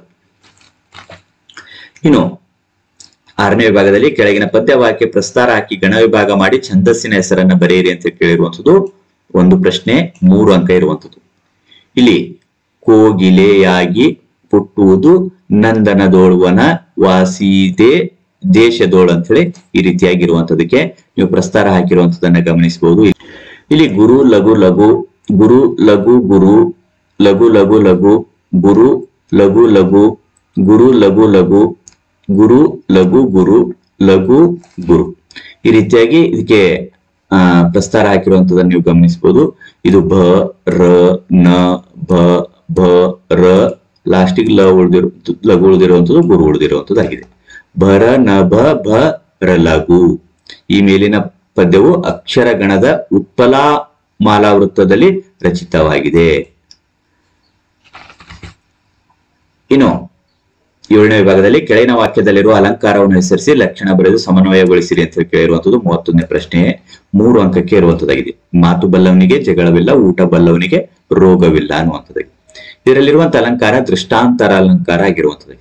ಲಕ್ಷಣ 2 ಬೇರೆ ಬೇರೆ ವಾಕ್ಯಗಳು ಉಪಮೇಯ ಉಪಮಾನ ಅರ್ಥ ಸಾದೃಶ್ಯದಿಂದ ಒಂದಕ್ಕೊಂದು ಬಿಂಬ ಪ್ರತಿಬಿಂಬ ಭಾವದಂತೆ ತೋರುತ್ತಿದ್ದರೆ ಅದು ದೃಷ್ಟಾಂತ ಅಲಂಕಾರವಾಗುವಂಥದ್ದು. ಇಲ್ಲಿ ಉಪಮೇಯ ಬಿಂಬ ಇರುವಂತದ್ದು ಮಾತು ಬಲ್ಲವನಿಗೆ ಜಗಳವಿಲ್ಲ, ಉಪಮಾನ ಪ್ರತಿಬಿಂಬ ಇರುವಂತದ್ದು ಊಟ ಬಲ್ಲವನಿಗೆ ರೋಗವಿಲ್ಲ. ಇನ್ನು ಸಮನ್ವಯ ಇರುವಂತದ್ದು ಇಲ್ಲಿ ಮಾತು ಬಲ್ಲವನಿಗೆ ಜಗಳವಿಲ್ಲ ಹಾಗೂ ಊಟ ಬಲ್ಲವನಿಗೆ ರೋಗವಿಲ್ಲ ಎಂಬ ಎರಡೂ ವಾಕ್ಯವು ಬಿಂಬ ಪ್ರತಿಬಿಂಬದಂತೆ ಇರುವುದರಿಂದ ಎರಡೂ ಒಂದೇ ಎಂಬುದು ಪ್ರತೀತವಾಗಿದೆ. ಆದ್ದರಿಂದ ಈ ವಾಕ್ಯವು ದೃಷ್ಟಾಂತ ಅಲಂಕಾರಕ್ಕೆ ಉದಾಹರಣೆಯಾಗಿದೆ. ಇನ್ನು 8ನೇ ವಿಭಾಗದಲ್ಲಿ ಕೆಳಗಿನ ಗಾದೆಗಳಲ್ಲಿ ಯಾವುದಾದ್ರೂ ಒಂದನ್ನು ಗಾದೆಯ ಮಹತ್ವದೊಂದಿಗೆ ವಿಸ್ತರಿಸಿ ಬರೆಯಿರಿ ಅಂತ ಕೇಳಿರುವಂತದ್ದು ಒಂದು ಪ್ರಶ್ನೆ ಇದೆ. 3 ಅಂಕ ಇಲ್ಲಿ ಇರುವಂತದ್ದಾಗಿದೆ. ಯಾವ್ದಾದ್ರು ಒಂದಕ್ಕೆ ಸಂಬಂಧಿಸಿದಂತೆ ಉತ್ತರಿಸಬಹುದು. ಗಾದೆಗಳನ್ನ ಯಾವ ರೀತಿಯಾಗಿ ಉತ್ತರಿಸಿ ಪ್ರಾಕ್ಟೀಸ್ ಮಾಡಿಕೊಳ್ಳುವುದು ಅನ್ನೋದನ್ನ ನಾವು ಸಪರೇಟ್ ಆಗಿ ವಿಡಿಯೋಗಳನ್ನು ಸಹ ಸಿದ್ಧಪಡಿಸಿರುವಂತದ್ದು. ಅವುಗಳನ್ನು ಸಹ ಉತ್ತರಿಸಿ ನೀವು ಬಹಳಷ್ಟು ಗಾದೆಗಳನ್ನ ಪ್ರಾಕ್ಟೀಸ್ ಮಾಡಿಕೊಳ್ಳಬಹುದು. ಇಲ್ಲಿ 32ನೇ ಪ್ರಶ್ನೆಯಲ್ಲಿ ತುಂಬಿದ ಕೊಡ ತುಳುಕುವುದಿಲ್ಲ ಅಂತ ಹೇಳಿ ಇರುವಂತದ್ದು. ಗಾದೆಗಳು ವೇದಗಳಿಗೆ ಸಮಾನ ಎನ್ನುತ್ತಾರೆ. ಗಾದೆ ವೇದಕ್ಕಿಂತ ಒಂದು ಪಟ್ಟು ಮಿಗಿಲಾಗಿರುವುದರಿಂದ ವೇದ ಸುಳ್ಳಾದರೂ ಗಾದೆ ಸುಳ್ಳಾಗದು ಎನ್ನುವ ನುಡಿ ಹುಟ್ಟಿತು. ಹಿರಿಯ ಜನಪದರ ಅನುಭವದ ನುಡಿಮುತ್ತುಗಳೇ ಈ ಗಾದೆಗಳು. ಬಿಂದುವಿನಂತಹ ಗಾದೆಯಲ್ಲಿ ಸಿಂಧುವಿನಂತಹ ವಿಶಾಲಾರ್ಥವೂ ಅಡಗಿರುತ್ತದೆ. ಅಂತಹ ಮಹತ್ವದ ಗಾದೆಗಳಲ್ಲಿ ತುಂಬಿದ ಕೊಡ ತುಳುಕುವುದಿಲ್ಲ ಎನ್ನುವ ಗಾದೆಯೂ ಸಹ ಒಂದಾಗಿದೆ. ಒಂದು ಕೊಡದ ತುಂಬ ನೀರನ್ನು ತುಂಬಿ ಹೊತ್ತೊಯ್ದರೆ ನೀರಿನ ಸ್ವಲ್ಪ ಭಾಗವು ಹೊರಚೆಲ್ಲುವುದಿಲ್ಲ, ಶಬ್ದವನ್ನೂ ಮಾಡುವುದಿಲ್ಲ. ಅದೇ ಕೊಡದಲ್ಲಿ ಅರ್ಧದಷ್ಟು ಮಾತ್ರ ನೀರನ್ನು ತುಂಬಿಸಿ ಹೊತ್ತೊಯ್ದರೆ ಗುಳು ಗುಳು ಶಬ್ದವನ್ನು ಮಾಡುತ್ತಾ ನೀರು ಸಹ ಚೆಲ್ಲುತ್ತಾ ನಮ್ಮನ್ನು ಒದ್ದೆ ಮಾಡುತ್ತದೆ. ಇದು ಕೊಡದಲ್ಲಿ ನೀರು ತುಂಬಾ ಇಲ್ಲ ಎನ್ನುವುದನ್ನು ಸಹ ಸೂಚಿಸುತ್ತದೆ. ಹಾಗೆ ನಿಜವಾದ ವಿದ್ಯಾವಂತರಾದವರು, ನೀತಿವಂತ ಪ್ರಾಜ್ಞರು ಹೆಚ್ಚು ಮಾತನಾಡುವುದಿಲ್ಲ, ಆಟಾಟೋಪ ತೋರುವುದಿಲ್ಲ, ಆದರೆ ಪ್ರಯೋಜನಕಾರಿಗಳಾಗಿರುತ್ತಾರೆ. ಅಲ್ಪ ವಿದ್ಯಾ ಮಹಾಗರ್ವಿ ಎಂಬ ಗಾದೆಯ ಇದೆ. ಅಲ್ಪ ವಿದ್ಯಾವಂತರು ಹೆಚ್ಚು ಹಾಗೂ ಅನವಶ್ಯಕ ಮಾತನಾಡಿ ತಮ್ಮ ಟೊಳ್ಳುತನವನ್ನು ಪ್ರದರ್ಶಿಸುತ್ತಾರೆ. ಗೊನೆ ತುಂಬಿದ ಬಾಳೆಯ ಗಿಡದಂತೆ ಬಾಗಿ ವಿನಯದಿಂದ ಇದ್ದು ಅಗತ್ಯ ಸಮಯದಲ್ಲಿ ತಮ್ಮ ವಿದ್ಯೆಯನ್ನು ಮಾತನ್ನು ಪ್ರದರ್ಶಿಸಬೇಕು ಎನ್ನುವುದೇ ಪ್ರಸ್ತುತ ಗಾದೆಯ ಒಳಾರ್ಥವಾಗಿದೆ. ಇನ್ನು 32ನೇ ಪ್ರಶ್ನೆಗೆ ಅಥವಾ ಇರುವಂತದ್ದನ್ನು ಸಹ ಗಮನಿಸೋಣ. ಯಾವ್ದಾದ್ರು ಒಂದನ್ನು ಉತ್ತರಿಸಬಹುದು. ಪ್ರಾಕ್ಟೀಸ್ ಮಾಡಿಕೊಳ್ಳುವಾಗ ಎರಡನ್ನು ಸಹ ಪ್ರಾಕ್ಟೀಸ್ ಮಾಡಿಕೊಳ್ಳಬಹುದಾಗಿರುವಂತದ್ದಾಗಿದೆ. ಮಾತೆ ಮುತ್ತು ಮಾತೆ ಮೃತ್ಯು. ಗಾದೆಗಳು ವೇದಗಳಿಗೆ ಸಮಾನ ಎನ್ನುತ್ತಾರೆ. ಗಾದೆ ವೇದಕ್ಕಿಂತ ಒಂದು ಪಟ್ಟು ಮಿಗಿಲಾಗಿರುವುದರಿಂದ ವೇದ ಸುಳ್ಳಾದರೂ ಗಾದೆ ಸುಳ್ಳಾಗದು ಎನ್ನುವ ನುಡಿಮುತ್ತು ಹುಟ್ಟಿತು. ಹಿರಿಯ ಜನಪದರ ಅನುಭವದ ನುಡಿಮುತ್ತುಗಳೇ ಈ ಗಾದೆಗಳು. ಬಿಂದುವಿನಂತಹ ಗಾದೆಯಲ್ಲಿ ಸಿಂಧುವಿನಂತಹ ವಿಶಾಲ ಅರ್ಥವೂ ಅಡಗಿರುತ್ತದೆ. ಅಂತಹ ಮಹತ್ವದ ಗಾದೆಗಳಲ್ಲಿ ಮಾತೆ ಮುತ್ತು ಮಾತೆ ಮೃತ್ಯು ಎನ್ನುವ ಗಾದೆಯೂ ಸಹ ಒಂದಾಗಿದೆ. ಇಲ್ಲಿ ನಾವು ಪ್ರತಿ ಗಾದೆಗೂ ಇದೇ ರೀತಿಯಾಗಿ ಬಳಸಿಕೊಂಡು ಇಲ್ಲಿ ಕೊನೆಯಲ್ಲಿ ಯಾವ್ದು ಬರ್ತೋ ಅದನ್ನ ಸೇರಿಸಿ ಉತ್ತರಿಸಿ ಪ್ರಾಕ್ಟೀಸ್ ಸಹ ಮಾಡ್ಕೊಳ್ಬಹುದಾಗಿರುವಂಥದ್ದು. ಇನ್ನು ಮುತ್ತು ಆಕರ್ಷಕವಾದ, ತುಂಬಾ ಬೆಲೆಯುಳ್ಳ ಹಾಗೂ ಮನಸ್ಸಿಗೆ ಮುದವನ್ನುಂಟು ಮಾಡುವ ವಸ್ತುವಾಗಿದೆ. ಅಂತೆಯೇ ನಮ್ಮ ಮಾತು ಕೂಡ ಆಕರ್ಷಕವಾಗಿರಬೇಕು, ಮೌಲ್ಯಯುತವಾಗಿರಬೇಕು, ಕೇಳುಗರಿಗೆ ಆನಂದವನ್ನುಂಟು ಮಾಡಬೇಕು. ಕೆಲವೊಮ್ಮೆ ನಾವಾಡುವ ಮಾತು ಜಗಳಕ್ಕೆ ಕಾರಣವಾಗಿ ಹೊಡೆದಾಟವಾಗಿ ಸಾವಿನ ಹಂತಕ್ಕೂ ಹೋಗಲು ಸಾಧ್ಯವಿದೆ. ಮಾತಿನಿಂ ನಗೆ ನುಡಿಯು ಮಾತಿನಿಂ ಹಗೆ ಕೊಲೆಯು ಮಾತಿನಿಂ ಸರ್ವ ಸಂಪದವು ಲೋಕಕ್ಕೆ ಮಾತೆ ಮಾಣಿಕ್ಯವು ಸರ್ವಜ್ಞ ಎಂಬ ವಚನವೂ ಕೂಡ ಪ್ರಸ್ತುತ ಗಾದೆಯನ್ನೇ ವಿಸ್ತರಿಸಿ ಹೇಳುವಂತಿದೆ. ನುಡಿದರೆ ಮುತ್ತಿನ ಹಾರದಂತಿರಬೇಕು ಎಂದು ಬಸವಣ್ಣನವರು ಹೇಳುತ್ತಾರೆ. ಇಂಪಾದ ಅಕ್ಷರಗಳಿಂದ ರಚಿತವಾದ ವಾಕ್ಯಗಳಿರುವಾಗ, ಮಾತಿನ ಮಾಧುರ್ಯ ಅವುಗಳನ್ನು ಆಡುವವರ ವಶದಲ್ಲಿರುವಾಗ ಸತ್ವಶಾಲಿಗಳಾದ ಜನರು ಒರಟಾಗಿ ಏಕೆ ಮಾತನಾಡಬೇಕು ಅಲ್ಲವೇ? ಆದ್ದರಿಂದ ಮಾತು ಮುತ್ತು ಹೌದು, ಮೃತ್ಯುವೂ ಹೌದು, ಮಾತು ಬೆಳ್ಳಿ ಮೌನ ಬಂಗಾರ, ಮಾತು ಆಡಿದರೆ ಹೋಯಿತು ಮುತ್ತು ಒಡೆದರೆ ಹೋಯಿತು ಎಂಬ ಗಾದೆಗಳು ಕೂಡ ಮೇಲಿನ ಗಾದೆಯ ಅರ್ಥವನ್ನು ಸಮರ್ಥಿಸುತ್ತವೆ. ಈ ರೀತಿಯಾಗಿ ಉತ್ತರಿಸಬಹುದಾಗಿರುವಂತದ್ದು. ನಿಮ್ಮದೇ ಆಗಿರುವಂತಹ ವರ್ಡ್ಸ್ ಗಳನ್ನು ಸೇರಿಸಿ ಸಹ ನೀವು ಪ್ರಾಕ್ಟೀಸ್ ಮಾಡ್ಕೊಳ್ಬಹುದಾಗಿರುವಂತದ್ದಾಗಿದೆ. ಇಲ್ಲಿ ಗಾದೆ ಮಾತುಗಳಿಗೆ ಸಂಬಂಧಿಸಿದಂತೆ ನೀವು ನಿಮ್ಮದೇ ರೀತಿಯಲ್ಲಿ ಉತ್ತರಿಸುತ್ತಾ ಸಹ ಬರಬಹುದು. ಇನ್ನು 9ನೇ ವಿಭಾಗದಲ್ಲಿ ಕೆಳಗಿನ ವಾಕ್ಯ ಅಥವಾ ಹೇಳಿಕೆಗಳಿಗೆ ಸಂದರ್ಭ ಮತ್ತು ಸ್ವಾರಸ್ಯಗಳನ್ನು ಬರೆಯಿರಿ ಅಂತ ಕೇಳಿರುವಂತದ್ದು. 6 ಪ್ರಶ್ನೆ ಇವೆ. ಪ್ರತಿಯೊಂದು ಸರಿ ಉತ್ತರಕ್ಕೂ 3 ಅಂಕದಂತೆ ಒಟ್ಟು 18 ಅಂಕಗಳು ಇಲ್ಲಿರುವಂತದ್ದಾಗಿದೆ.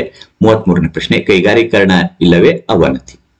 ಆಯ್ಕೆ, ಈ ವಾಕ್ಯವು ಶ್ರೀ ಡಿ.ಎಸ್. ಜಯಪ್ಪಗೌಡ ಅವರು ರಚಿಸಿರುವ ದಿವಾನ್ ಸರ್ ಎಂ ವಿಶ್ವೇಶ್ವರಯ್ಯನವರ ಕಾರ್ಯಸಾಧನೆಗಳು ಎಂಬ ಸಂಶೋಧನಾ ಗ್ರಂಥದಿಂದ ಆಯ್ದ ಭಾಗ್ಯಶಿಲ್ಪಿ ಸರ್ ಎಂ ವಿಶ್ವೇಶ್ವರಯ್ಯ ಎಂಬ ಗದ್ಯಪಾಠದಿಂದ ಆರಿಸಲಾಗಿದೆ. ಸಂದರ್ಭ, ವಿಶ್ವೇಶ್ವರಯ್ಯ ಅವರು ಕೈಗಾರಿಕೆಗೆ ಅಗ್ರ ಪ್ರಾಶಸ್ತ್ಯವನ್ನು ನೀಡಿ ಮೈಸೂರು ಸಂಸ್ಥಾನದಲ್ಲಿ 100 ಕೈಗಾರಿಕೆಗಳನ್ನು ಸ್ಥಾಪಿಸಿದರು ಎಂದು ಹೇಳುವ ಸಂದರ್ಭದಲ್ಲಿ ಈ ಮಾತು ಬಂದಿದೆ. ಈ ಮಾತನ್ನು ವಿಶ್ವೇಶ್ವರಯ್ಯ ಅವರು ಹೇಳಿದ್ದಾರೆ. ಇನ್ನು ಸ್ವಾರಸ್ಯ, ಒಂದು ದೇಶದ ಅಭಿವೃದ್ಧಿಯಲ್ಲಿ ಆ ದೇಶದ ಕೈಗಾರೀಕರಣದಲ್ಲಿ ಅಡಗಿದೆ. ಇದರಿಂದ ಸಾವಿರಾರು ಜನರಿಗೆ ಉದ್ಯೋಗಾವಕಾಶಗಳು ದೊರೆಯುತ್ತವೆ. ದೇಶವು ಪ್ರಗತಿ ಪಥದಲ್ಲಿ ನಡೆಯುತ್ತದೆ ಎನ್ನುವುದು ಈ ಮಾತಿನ ಸ್ವಾರಸ್ಯವಾಗಿದೆ. ಇನ್ನು 34ನೇ ಪ್ರಶ್ನೆ, ತಾಯಿ ದಾರಿಗರಿಗೆ ಬೀಡಿಲ್ಲಿ ದೊರೆಯುವುದೇ. ಆಯ್ಕೆ, ಈ ವಾಕ್ಯವನ್ನು ಶ್ರೀರಂಗ ಮತ್ತು ನಾಕಸ್ತೂರಿಯವರು ಸಂಪಾದಿಸಿರುವ ಏಕಾಂಕ ನಾಟಕಗಳು ಕೃತಿಯಿಂದ ಆಯ್ದ ಪೂತಿ ನರಸಿಂಹಾಚಾರ್ಯ ಅವರು ರಚಿಸಿರುವ ಶಬರಿ ಗೀತನಾಟಕದಿಂದ ಆರಿಸಲಾಗಿದೆ. ಸಂದರ್ಭ, ಶ್ರೀರಾಮ ಲಕ್ಷ್ಮಣರು ಪತಂಗಾಶ್ರಮವನ್ನು ಪ್ರವೇಶಿಸಿ ಎಂದು ಕಾಣುವೆನು ಶ್ರೀರಾಮನನ್ನು ಸನ್ಮಂಗಳ ಮೂರ್ತಿಯನ್ನು ಎಂದು ಹಾಡುತ್ತಾ ತನಗಾಗಿ ಹಂಬಲಿಸುತ್ತಿರುವ ಶಬರಿಯನ್ನು ಕಂಡ ಸಂದರ್ಭದಲ್ಲಿ ಶ್ರೀರಾಮನು ಸವಿನಯದಿಂದ ಶಬರಿಗೆ ಈ ಪ್ರಶ್ನೆಯನ್ನು ಕೇಳುತ್ತಾನೆ.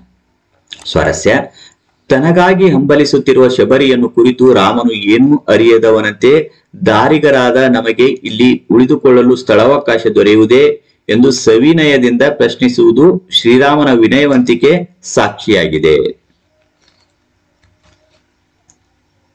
ಇನ್ನು 35ನೇ ಪ್ರಶ್ನೆ, ಮನೆ ಹಿಡಿದು ಇರುವ ತರುಣನ ಬುದ್ಧಿ ಮನೆಯ ಮಟ್ಟದ್ದೇ ಅಂತ ಹೇಳಿ ಕೇಳಿರುವಂತದ್ದು. ಆಯ್ಕೆ, ಈ ವಾಕ್ಯವನ್ನು ವಿಕ್ರು ಗೋಕಾಕ್ ಅವರು ರಚಿಸಿರುವ ಸಮುದ್ರದಾಚೆಯಿಂದ ಎಂಬ ಪ್ರವಾಸ ಕಥನದಿಂದ ಆಯ್ದ ಲಂಡನ್ ನಗರ ಎಂಬ ಗದ್ಯಪಾಠದಿಂದ ಆರಿಸಿಕೊಳ್ಳಲಾಗಿದೆ.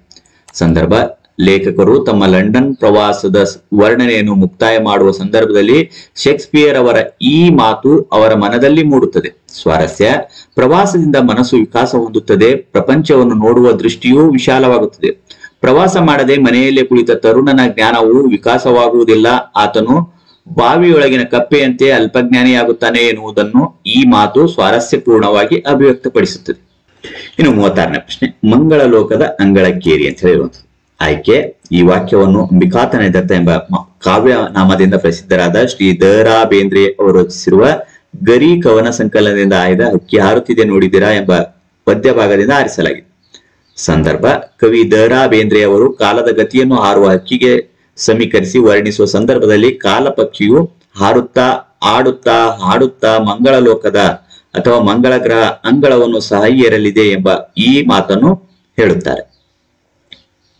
ಸ್ವಾರಸ್ಯ, ಮಾನವನು ಭೂಮಿಯಿಂದ ಇತರ ಗ್ರಹ ಉಪಗ್ರಹಗಳಿಗೆ ಸಂಚರಿಸಬಹುದಾದ ದಾರ್ಶನಿಕ ಹಾಗೂ ವೈಜ್ಞಾನಿಕ ಪ್ರಗತಿಯ ಮುನ್ನೋಟ ಈ ನುಡಿಯಲ್ಲಿ ಸ್ವಾರಸ್ಯಪೂರ್ಣವಾಗಿ ಅಭಿವ್ಯಕ್ತವಾಗಿದೆ. ಇನ್ನು 37ನೇ ಪ್ರಶ್ನೆ, ನಿಮಗೆ ಪೊಡೆಮಟ್ಟು ಪೋಪಿ ಸಮಕಟ್ಟಿಂ ಬಂದೇನ್. ಆಯ್ಕೆ, ಈ ವಾಕ್ಯವನ್ನು ಪ್ರೊಫೆಸರ್ ಹಂಪನಾಗರಾಜಯ್ಯ ಅವರು ಸಂಪಾದಿಸಿರುವ ರನ್ನ ಸಂಪುಟದ ಮಹಾಕವಿ ರನ್ನನ ಸಾಹಸಭೀಮ ವಿಜಯಂ ಮಹಾಕಾವ್ಯದ ಪಂಚಮಾಶ್ವಾಸದಿಂದ ಆಯ್ದ ಚಲಮನೆ ಮೆರೆವೆಂ ಎಂಬ ಪದ್ಯ ಭಾಗದಿಂದ ಆರಿಸಲಾಗಿದೆ. ಸಂದರ್ಭ, ಕುರುಕ್ಷೇತ್ರ ಯುದ್ಧದ ಸಮಯದಲ್ಲಿ ಶರಶಯ್ಯಲ್ಲಿ ಮಲಗಿರುವ ಭೀಷ್ಮರನ್ನು ಕಾಣಲು ಬಂದ ಸಂದರ್ಭದಲ್ಲಿ ದುರ್ಯೋಧನನು ಈ ಮಾತನ್ನು ಭೀಷ್ಮರಿಗೆ ಹೇಳುತ್ತಾನೆ. ಸ್ವಾರಸ್ಯ, ದುರ್ಯೋಧನನು ಮುಗುಳು ನಗೆಬೀರಿ ಅಜ್ಜ ನಿಮಗೆ ವಂದಿಸಿ ಆಶೀರ್ವಾದವನ್ನು ಪಡೆದು ಹೋಗುವ ನಿರ್ಧಾರದಿಂದ ಬಂದೆನು. ಏನು ಶತ್ರುಗಳೊಡನೆ ಸಂಧಿಯ ಒಪ್ಪಂದವನ್ನು ಮಾಡಿಕೊಳ್ಳಲೆಂದು ಬಂದಿರುವೇನೆ? ಯುದ್ಧದಲ್ಲಿ ನಾನು ಮಾಡಬೇಕಾದ ಕಾರ್ಯ ಯಾವುದು ಹೇಳಿ ಎಂದು ಕೇಳುವುದು ಅವನಲ್ಲಿ ಅಡಗಿರುವ ವೀರತನವನ್ನು ಬಹು ಸ್ವಾರಸ್ಯಪೂರ್ಣವಾಗಿ ಅಭಿವ್ಯಕ್ತಪಡಿಸುತ್ತದೆ. ಇನ್ನು 38ನೇ ಪ್ರಶ್ನೆ, ಊರಿಯೋಳ್ ಕೌಶಲ್ಯ ಪಡೆದ ಕುವರಂ ರಾಮ. ಆಯ್ಕೆ, ಈ ವಾಕ್ಯವನ್ನು ದೇವುಡು ನರಸಿಂಹ ಶಾಸ್ತ್ರಿ ಮತ್ತು ಬಿ ಶಿವಮೂರ್ತಿ ಶಾಸ್ತ್ರಿ ಅವರು ಸಂಪಾದಿಸಿರುವ ಕವಿ ಲಕ್ಷ್ಮೀಶ್ ಅವರು ರಚಿಸಿರುವ ಜೈಮಿನಿ ಭಾರತ ಕಾವ್ಯದಿಂದ ಆಯ್ದ ವೀರ ಲವ ಎಂಬ ಪದ್ಯ ಭಾಗದಿಂದ ಆರಿಸಲಾಗಿದೆ.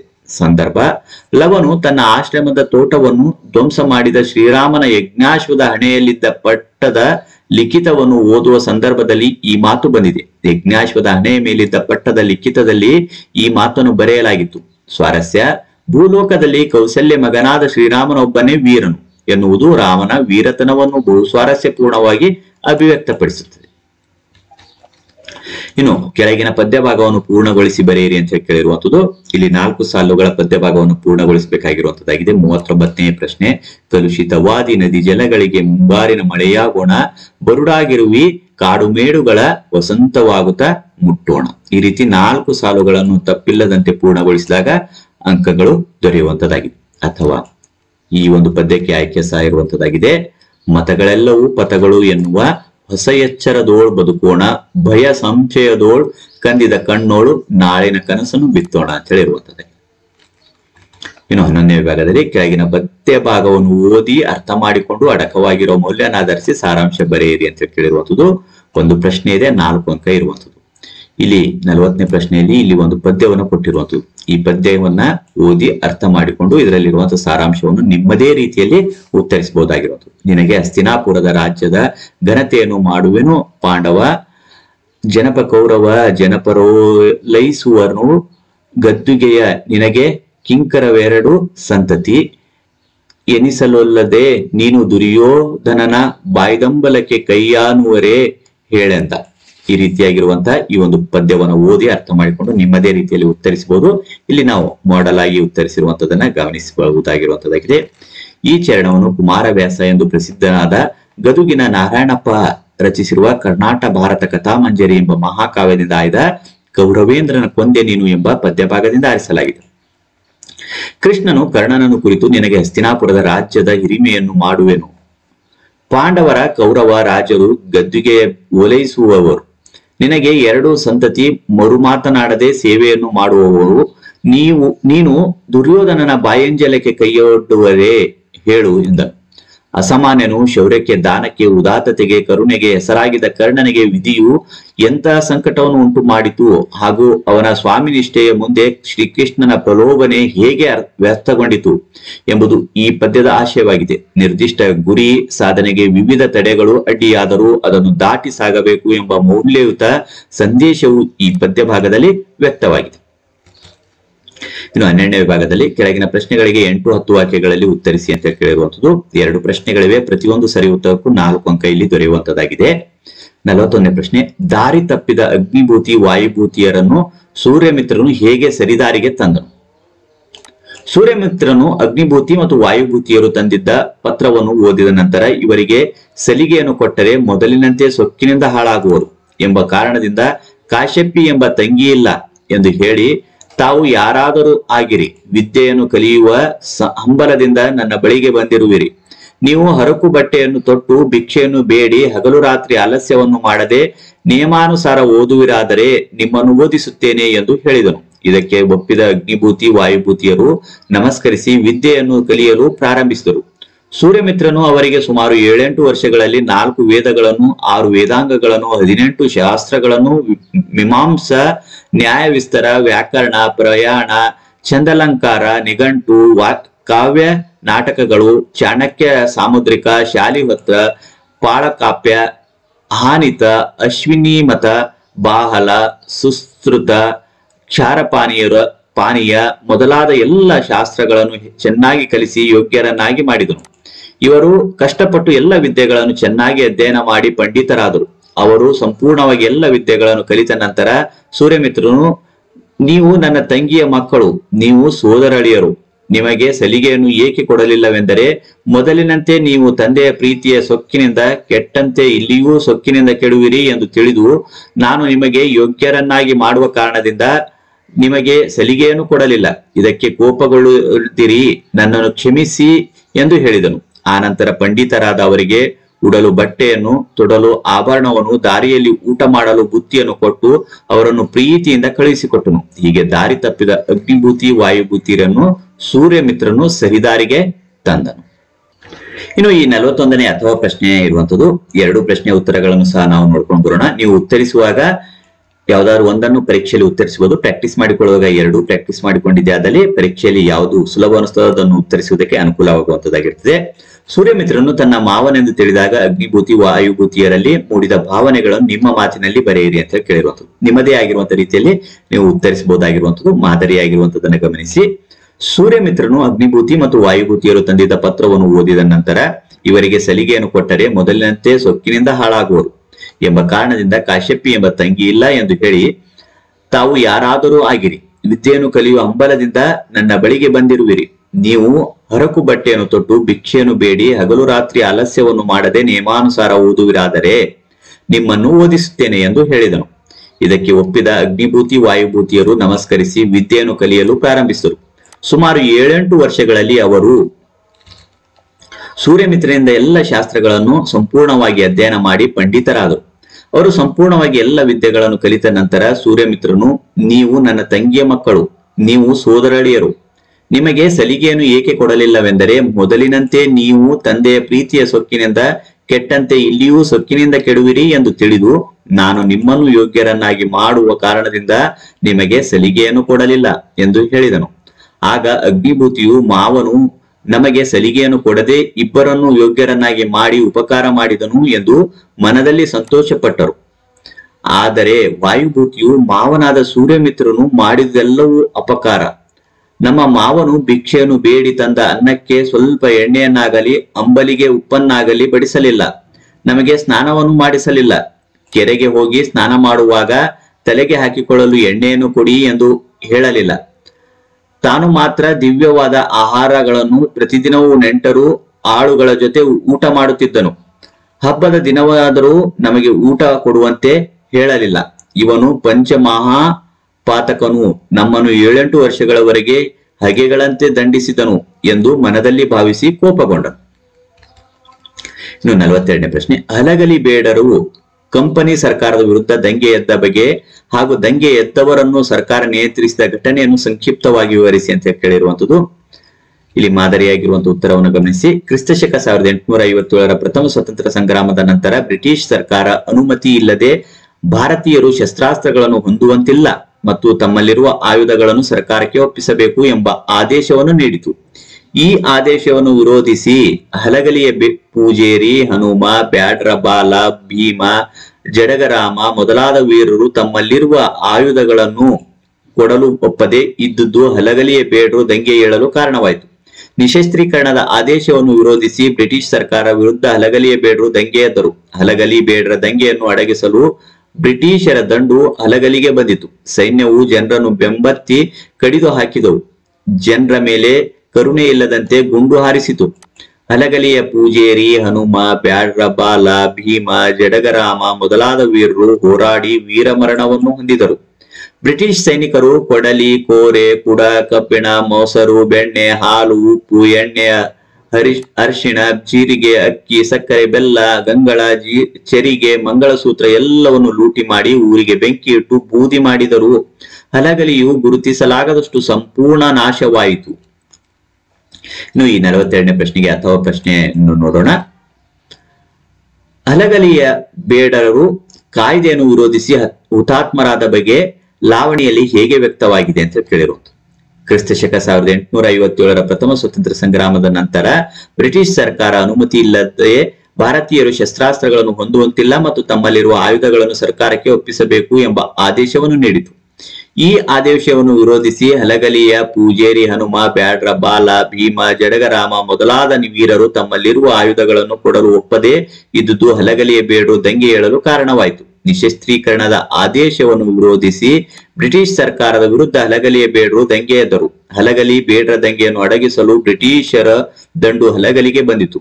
ಹಲಗಲಿಯ ಮೇಲೆ ದಾಳಿ ಮಾಡಿದ ಬ್ರಿಟಿಷ್ ಸೈನ್ಯವು ಬೇಡರ ಬೆನ್ನತ್ತಿ ಸುತ್ತುವರಿದು ನಡುವೆ ಸೇರಿಸಿಕೊಂಡು ಕರುಣೆ ಇಲ್ಲದಂತೆ ಗುಂಡು ಹೊಡೆದು ಕೊಂದು ಹಾಕಿತು. ಆ ಸಮಯದಲ್ಲಿ ಹೆಬಲಕ್ ಸಾಹೇಬ ಬೇಡರಿಗೆ, ನಿಮ್ಮ ಮಾತಿಗೆ ಒಪ್ಪಿಗೆ ಕೊಡುತ್ತೇನೆ, ಸುಮ್ಮನೆ ಹೊರಡಿ ಸತ್ತು ಹೋಗಬೇಡಿ ಎಂದು ಬುದ್ಧಿ ಮಾತನ್ನು ಹೇಳುತ್ತಾನೆ. ಈ ಮಾತಿಗೆ ನಂಬಿಕೆ ಬರದೆ ಹನುಮನು ಹೋರಾಟಕ್ಕೆ ಸಿದ್ಧನಾಗುತ್ತಾನೆ. ಹೆಬಲಕ್ ಸಾಹೇಬನ ಬುದ್ಧಿ ಮಾತನ್ನು ನಂಬದ ಜಡಗನು ತನ್ನ ಜನಕ್ಕೆ, ಈ ಬ್ರಿಟಿಷ್ ಸೈನಿಕರನ್ನು ಹೊಡೆಯಿರಿ, ಇವರು ನಂಬಿಕೆ ದ್ರೋಹಿಗಳು, ಮೋಸದಿಂದಲೇ ನಮ್ಮ ದೇಶವನ್ನು ಗೆಲ್ಲುತ್ತಾರೆ. ಇದು ಮುಂದೆ ದೊಡ್ಡ ಆಪತ್ತೇ ಸರಿ ಎಂದು ಹೇಳಿ ಹೊಡೆದು ಒಂದು ಗುಂಡಿಗೆ ಹೆಬಲಕ್ ಸಾಹೇಬನು ಚೂರು ಚೂರಾಗುತ್ತಾನೆ. ಆಗ ಕೋಪಗೊಂಡ ಕಾರ ಸಾಹೇಬನು ಊರನ್ನು ಲೂಟಿ ಮಾಡುವಂತೆ ಸೈನ್ಯಕ್ಕೆ ಆಜ್ಞಾಪಿಸುತ್ತಾನೆ. ಸೈನಿಕರು ಕೋಪದಿಂದ ಸಿಡಿಲು ಸಿಡಿದಂತೆ ಯಥೇಚ್ಛವಾಗಿ ಗುಂಡಿನ ಮಳೆಗರೆಯುತ್ತಾರೆ. ಆಗ ಹನುಮನು ಈ ಕೆರ್ರ ಸಾಹೇಬರನ್ನು ಅವನ ಸೈನ್ಯವನ್ನು ನಾಶಗೊಳಿಸಿರಿ ಎಂದು ತನ್ನ ಸಹಚರಿಗೆ ಕೂಗಿ ಹೇಳಿ ತನ್ನ ಎದುರಿಗೆ ಬಂದ 300 ಸೈನಿಕರ ಜೊತೆ ಆವೇಶದಿಂದ ಹೋರಾಡುತ್ತಾನೆ. ಭೀಮನೆಂಬ ವೀರ ಬಂಟನು ತನ್ನ ಎದುರಿಗೆ ನಿಂತ 500 ಮಂದಿ ಬ್ರಿಟಿಷ್ ಸೈನಿಕರೊಡನೆ ಹೋರಾಡುತ್ತಾನೆ. ಬಾಲ ಎಂಬುವನು ಹೋರಾಟದಲ್ಲಿ ಶಕ್ತಿಯ ಚಮತ್ಕಾರದಿಂದ ಹೋರಾಡಿದನು. ರಾಮನು ಆವೇಶದಿಂದ 10-20 ಕುದುರೆಗಳನ್ನು ಹಾಗೂ ಹೆಚ್ಚು ಜನ ಸೈನಿಕರನ್ನು ಕೊಂದು ಹಾಕುತ್ತಾನೆ. ರಕ್ತವು ಕಾಲುವೆಯಂತೆ ಹರಿಯಿತು. 1000 ವೈರಿ ಸೈನಿಕರ ಎದುರಿಗೆ ಒಬ್ಬ ಬಂಟನು ಕಡೀರಿ ಕಡೀರಿ ಎಂದು ಕೂಗುತ್ತಾನೆ. ಪೂಜೇರಿ ಹನುಮ, ಬ್ಯಾಡ್ರ ಬಾಲ, ಜಡಗ ಹಾಗೂ ರಾಮ ಎಂಬ ಈ 4 ವೀರರು ತಮ್ಮ ಜನರಿಗೆ ಈ ರೀತಿ ಹೋರಾಡಿ ವೀರ ಮರಣವನ್ನು ಅಪ್ಪಿದರು. ಇನ್ನು 13ನೇ ವಿಭಾಗದಲ್ಲಿ ಕೆಳಗಿನ ಗದ್ಯ ಭಾಗವನ್ನು ಓದಿಕೊಂಡು ಅದರಲ್ಲಿ ಕೊಟ್ಟಿರುವ ಪ್ರಶ್ನೆಗಳಿಗೆ ಉತ್ತರಿಸಿ ಅಂತ ಕೇಳಿರುವಂತದ್ದು 2+2 4 ಅಂಕ ಇರುವಂತದ್ದು 43ನೇ ಪ್ರಶ್ನೆ. ಈಗಾಗಲೇ ಗದ್ಯ ಭಾಗವನ್ನು ನಾವು ಪ್ರಶ್ನೆ ಪತ್ರಿಕೆ ನೋಡ್ತಾ ಇರುವಂತಹ ಸಂದರ್ಭದಲ್ಲಿ ನೋಡ್ಕೊಂಡಿದ್ದೇವೆ. ಒಂದು ವೇಳೆ ನೀವು ಮತ್ತೊಂದು ಬಾರಿ ಓದ್ಬೇಕಂದಾಗ ಇದನ್ನು ಪಾಸ್ ಮಾಡಿ ನೋಡ್ಕೊಳ್ಬಹುದು. ಇಲ್ಲಿರುವಂತಹ ಪ್ರಶ್ನೆಗಳನ್ನ ಗಮನಿಸೋಣ. ಅಹಿಂಸೆ ಮಾನವನನ್ನು ಆವರಿಸಿದಾಗ ಆತನಲ್ಲಾಗುವ ಬದಲಾವಣೆಗಳಾವು ಅಂತ ಕೇಳಿರುವಂತದ್ದು. ಅಹಿಂಸೆ ಮಾನವರನ್ನು ಆವರಿಸಿದಾಗ ಮಾನವತಾ ಗುಣ ಸ್ವರೂಪಿಯಾಗುತ್ತಾನೆ. ತನ್ಮೂಲಕ ಆತನಲ್ಲಿ ಸೌಹಾರ್ದಯುತ ಗುಣ ವರ್ಧಿಸುತ್ತದೆ. ತತ್ಫಲವಾಗಿ ಸಾಮರಸ್ಯ ಗುಣವು ಉದ್ದೀಪನಗೊಂಡು ಸರ್ವ ಜೀವ ಜಂತುವನ್ನು ಅರ್ಥ ಮಾಡಿಕೊಳ್ಳುವ ಹಾಗೂ ಪರಸ್ಪರ ಸಹನೆ ತಾಳ್ಮೆಯಿಂದ ವರ್ತಿಸುವ ಮನೋಭಿಲಾಷೆ ದೃಢವಾಗುತ್ತದೆ. ಜೀವ ಜಂತುಗಳನ್ನು ಪ್ರೇಮ ವಿಶ್ವಾಸದಿಂದ ನೋಡುವ ಮೂಲಕ ಮೃಗೀಯ ಗುಣ ಅಥವಾ ಪ್ರವೃತ್ತಿ ದೂರವಾಗುತ್ತದೆ. ಅಹಿಂಸಾಚರಣೆಯಿಂದ ಲೌಕಿಕ ಪ್ರಪಂಚದಲ್ಲಿ ಪ್ರೀತಿ ಪ್ರೇಮ ಪಡಿ ಮೂಡುತ್ತದೆ. ಅಲ್ಲದೆ ಉದಾತ್ತ ಗುಣಗಳು ಮನೋಭಾವಗಳು ರೂಪುಗೊಳ್ಳುತ್ತವೆ. ತನ್ಮೂಲಕ ಭಾವನೆಯಂತೆ ಮಾತು ಸ್ಫುರಿಸುತ್ತದೆ. ಇನ್ನೊಬ್ಬ ಸತ್ಯದ ಮಹತ್ವವನ್ನು ತಿಳಿಸಿ ಅಂತ ಕೇಳಿರುವುದು. ಸಾಮಾನ್ಯ ಅರ್ಥದಲ್ಲಿ ಸತ್ಯ ಎಂದರೆ ಸುಳ್ಳು ಹೇಳದಿರುವುದು ಎಂಬ ಪರಿಕಲ್ಪನೆ ಬೆಳೆದಿದೆ. ವಾಸ್ತವವಾಗಿ ಸತ್ಯ ಎಂಬ ಪರಿಕಲ್ಪನೆಯು ಮಿಗಿಲಾದ ಸ್ಥಾನವನ್ನು ಹೊಂದಿದೆ. ಸತ್ಯ ಎಂದರೆ ಇರುವಿಕೆ. ಸತ್ಯವಿದ್ದಲ್ಲಿ ಶುದ್ಧ ಜ್ಞಾನವಿರುತ್ತದೆ. ಸತ್ಯವಿಲ್ಲದ ಶುದ್ಧ ಜ್ಞಾನದ ಸಂಭವವೇ ಇಲ್ಲ. ಸತ್ಯ ಆತ್ಮ ಮನಸ್ಸು ಮಾತಿನಲ್ಲಿದ್ದಾಗ ಕರ್ಮದಲ್ಲಿ ವರ್ಧಿಸುತ್ತದೆ. ಸತ್ಯದ ಕೃತಿ ರೂಪವೇ ಸದ್ವರ್ತನೆ. ನುಡಿ ಸತ್ಯವಾದರೆ ನಡೆ ಸದ್ವರ್ತನೆ. ನಡೆ ನುಡಿ ಒಂದಾದರೆ ಬಾಳು ಹಸನಾಗುತ್ತದೆ. ಸತ್ಯವೇ ಗುರಿ, ಅಹಿಂಸೆಯೇ ಸಾಧನ. ಜೀವನದಲ್ಲಿ ಸತ್ಯಕ್ಕೆ ಅಗ್ರಸ್ಥಾನವಿದೆ. ಜೀವನದಲ್ಲಿ ಸತ್ಯ ಸಾಧನೆಗೆ ಅಹಿಂಸೆಯು ಕಾರ್ಯಸಾಧಕವಾಗಿರುತ್ತದೆ. ಇನ್ನು 14ನೇ ಭಾಗದಲ್ಲಿ ಕೆಳಗಿನ ಯಾವ್ದಾದ್ರು ಒಂದಕ್ಕೆ ಕೊಟ್ಟಿರುವ ಮಾಹಿತಿಯನ್ನು ಆಧರಿಸಿ ಪತ್ರವನ್ನ ಬರೆಯಿರಿ ಅಂತ ಕೇಳಿರುವಂತದ್ದು. 5 ಅಂಕಕ್ಕೆ ಪತ್ರ ಬರೆಯುವಂತದ್ದು ಇರುವಂತದ್ದಾಗಿದೆ. 44ನೇ ಪ್ರಶ್ನೆ. ನಿಮ್ಮನ್ನು ಬಳ್ಳಾರಿ ಜಿಲ್ಲೆಯ ಕುರುಗೋಡು ನಿವಾಸಿ ಸಾತ್ವಿಕ್ ಎಂದು ಭಾವಿಸಿಕೊಂಡು ನಿಮ್ಮ ಊರಿನಲ್ಲಿ ಹೆಚ್ಚುತ್ತಿರುವ ಡೆಂಗ್ಯೂ ಪ್ರಕರಣಗಳ ಬಗ್ಗೆ ಜನರಲ್ಲಿ ಜಾಗೃತಿ ಮೂಡಿಸುವಂತೆ ಕೋರಿ ಪ್ರಾಥಮಿಕ ಆರೋಗ್ಯ ಕೇಂದ್ರದ ವೈದ್ಯಾಧಿಕಾರಿಗಳಿಗೆ ಪತ್ರವನ್ನ ಬರೆಯಿರಿ ಅಂತ ಕೇಳಿರುವಂಥದ್ದು. ಪತ್ರವನ್ನು ನೀವು ನಿಮ್ಮದೇ ರೀತಿಯಲ್ಲಿ ಉತ್ತರಿಸಬಹುದು. ಇದನ್ನ ಕೇವಲ ನೀವು ಮಾದರಿಯಾಗಿ ಸಹ ತೆಗೆದುಕೊಳ್ಳಬಹುದಾಗಿರುವಂಥದ್ದು. ನಿಮ್ಮನ್ನು ಬಳ್ಳಾರಿ ಜಿಲ್ಲೆಯ ಕುರುಗೋಡು ನಿವಾಸಿ ಸಾತ್ವಿಕ್ ಅಂತ ಹೇಳಿ ಭಾವಿಸಿಕೊಳ್ಳಿರಿ ಅಂತ ಹೇಳಿ ಇಲ್ಲಿ ಇಂದ ಏನಿರುವಂಥದ್ದು ಸಾತ್ವಿಕ್ ಇರುವಂಥದ್ದು ಆಗಿದೆ. 10ನೇ ತರಗತಿ ಬಳ್ಳಾರಿ ಜಿಲ್ಲೆ ಹಾಕಿರುವಂತದಲ್ಲಿ ಇಲ್ಲಿ ದಿನಾಂಕ ನೀವು ಯಾವ ದಿನಾಂಕ ಇರುತ್ತೋ ಆ ದಿನಾಂಕವನ್ನು ಹಾಕೊಳ್ಬಹುದಾಗಿರುವಂತದ್ದು. ಸ್ಥಳ ಇಲ್ಲಿ ಕುರುಗೋಡು ನಿವಾಸಿ ಅಂತ ಹೇಳಿರುವಂತದ್ದು, ಹಾಗಾಗಿ ಸ್ಥಳ ಕುರುಗೋಡು ಹಾಕಿರುವಂತದ್ದಾಗಿದೆ. ಯಾರಿಗೆ ಬರೀರಿ ಅಂತ ಕೇಳಿರುವಂತದ್ದು ಇಲ್ಲಿ ಪ್ರಾಥಮಿಕ ಆರೋಗ್ಯ ಕೇಂದ್ರ ವೈದ್ಯಾಧಿಕಾರಿಗಳಿಗೆ ಪತ್ರ ಬರೀರಿ. ಮಾನ್ಯ ವೈದ್ಯಾಧಿಕಾರಿಗಳು, ಪ್ರಾಥಮಿಕ ಆರೋಗ್ಯ ಕೇಂದ್ರ ಕುರುಗೋಡು, ಬಳ್ಳಾರಿ ಜಿಲ್ಲೆ. ಇನ್ನು ಮಾನ್ಯರೇ, ವಿಷಯ ಏನಿರುವಂತದ್ದು ನಿಮ್ಮ ಊರಿನಲ್ಲಿ ಹೆಚ್ಚುತ್ತಿರುವ ಡೆಂಗ್ಯೂ ಪ್ರಕರಣಗಳ ಬಗ್ಗೆ ಜನರಲ್ಲಿ ಜಾಗೃತಿ ಮೂಡಿಸುವಂತೆ ಕೋರಿ ಮನವಿ ಇರುವಂತದ್ದು. ಇನ್ನು ಇಲ್ಲಿ ಇರುವಂತದ್ದನ್ನ ನೀವು ನಿಮ್ಮದೇ ರೀತಿಯಲ್ಲಿ ಉತ್ತರಿಸಬಹುದು. ಇದನ್ನು ಕೇವಲ ಮಾದರಿಯಾಗಿ ನೀವು ಗಮನಿಸಬಹುದು. ಈ ಮೇಲ್ಕಂಡ ವಿಷಯಕ್ಕೆ ಸಂಬಂಧಪಟ್ಟಂತೆ ತಮ್ಮಲ್ಲಿ ವಿನಂತಿಸಿಕೊಳ್ಳುವುದೇನೆಂದರೆ, ನಮ್ಮ ಗ್ರಾಮದಲ್ಲಿ ಡೆಂಗ್ಯೂ ಪ್ರಕರಣಗಳು ಹೆಚ್ಚಾಗುತ್ತಿವೆ. ಇದರಿಂದ ಅನೇಕ ಜನರು ಅನಾರೋಗ್ಯದಿಂದ ಬಳಲುತ್ತಾರೆ. ಈ ಡೆಂಗ್ಯೂ ರೋಗದ ಹರಡುವ ಬಗ್ಗೆ ಜನರಿಗೆ ಮಾಹಿತಿ ಕೊರತೆ ಇದೆ. ಆದ್ದರಿಂದ ತಾವು ಈ ಬಗ್ಗೆ ಗಮನ ಹರಿಸಿ ನಮ್ಮ ಊರಿನಲ್ಲಿ ಡೆಂಗ್ಯೂ ಪ್ರಕರಣಗಳ ಬಗ್ಗೆ ಜನರಲ್ಲಿ ಜಾಗೃತಿ ಮೂಡಿಸುವ ಕಾರ್ಯಕ್ರಮಗಳನ್ನು ಹಮ್ಮಿಕೊಳ್ಳಬೇಕು. ಜನರಿಗೆ ಈ ಬಗ್ಗೆ ಸರಿಯಾದ ಮಾಹಿತಿಗಳನ್ನು ತಿಳಿಸಬೇಕು. ಡೆಂಗ್ಯೂ ರೋಗ ಬರದಂತೆ ಮುಂಜಾಗ್ರತೆ ವಹಿಸುವಂತೆ ಆರೋಗ್ಯ ಕಾರ್ಯಕರ್ತರಿಗೆ ತಿಳಿಸಬೇಕು ಎನ್ನುವುದು ನನ್ನ ಕೋರಿಕೆ ಇದೆ.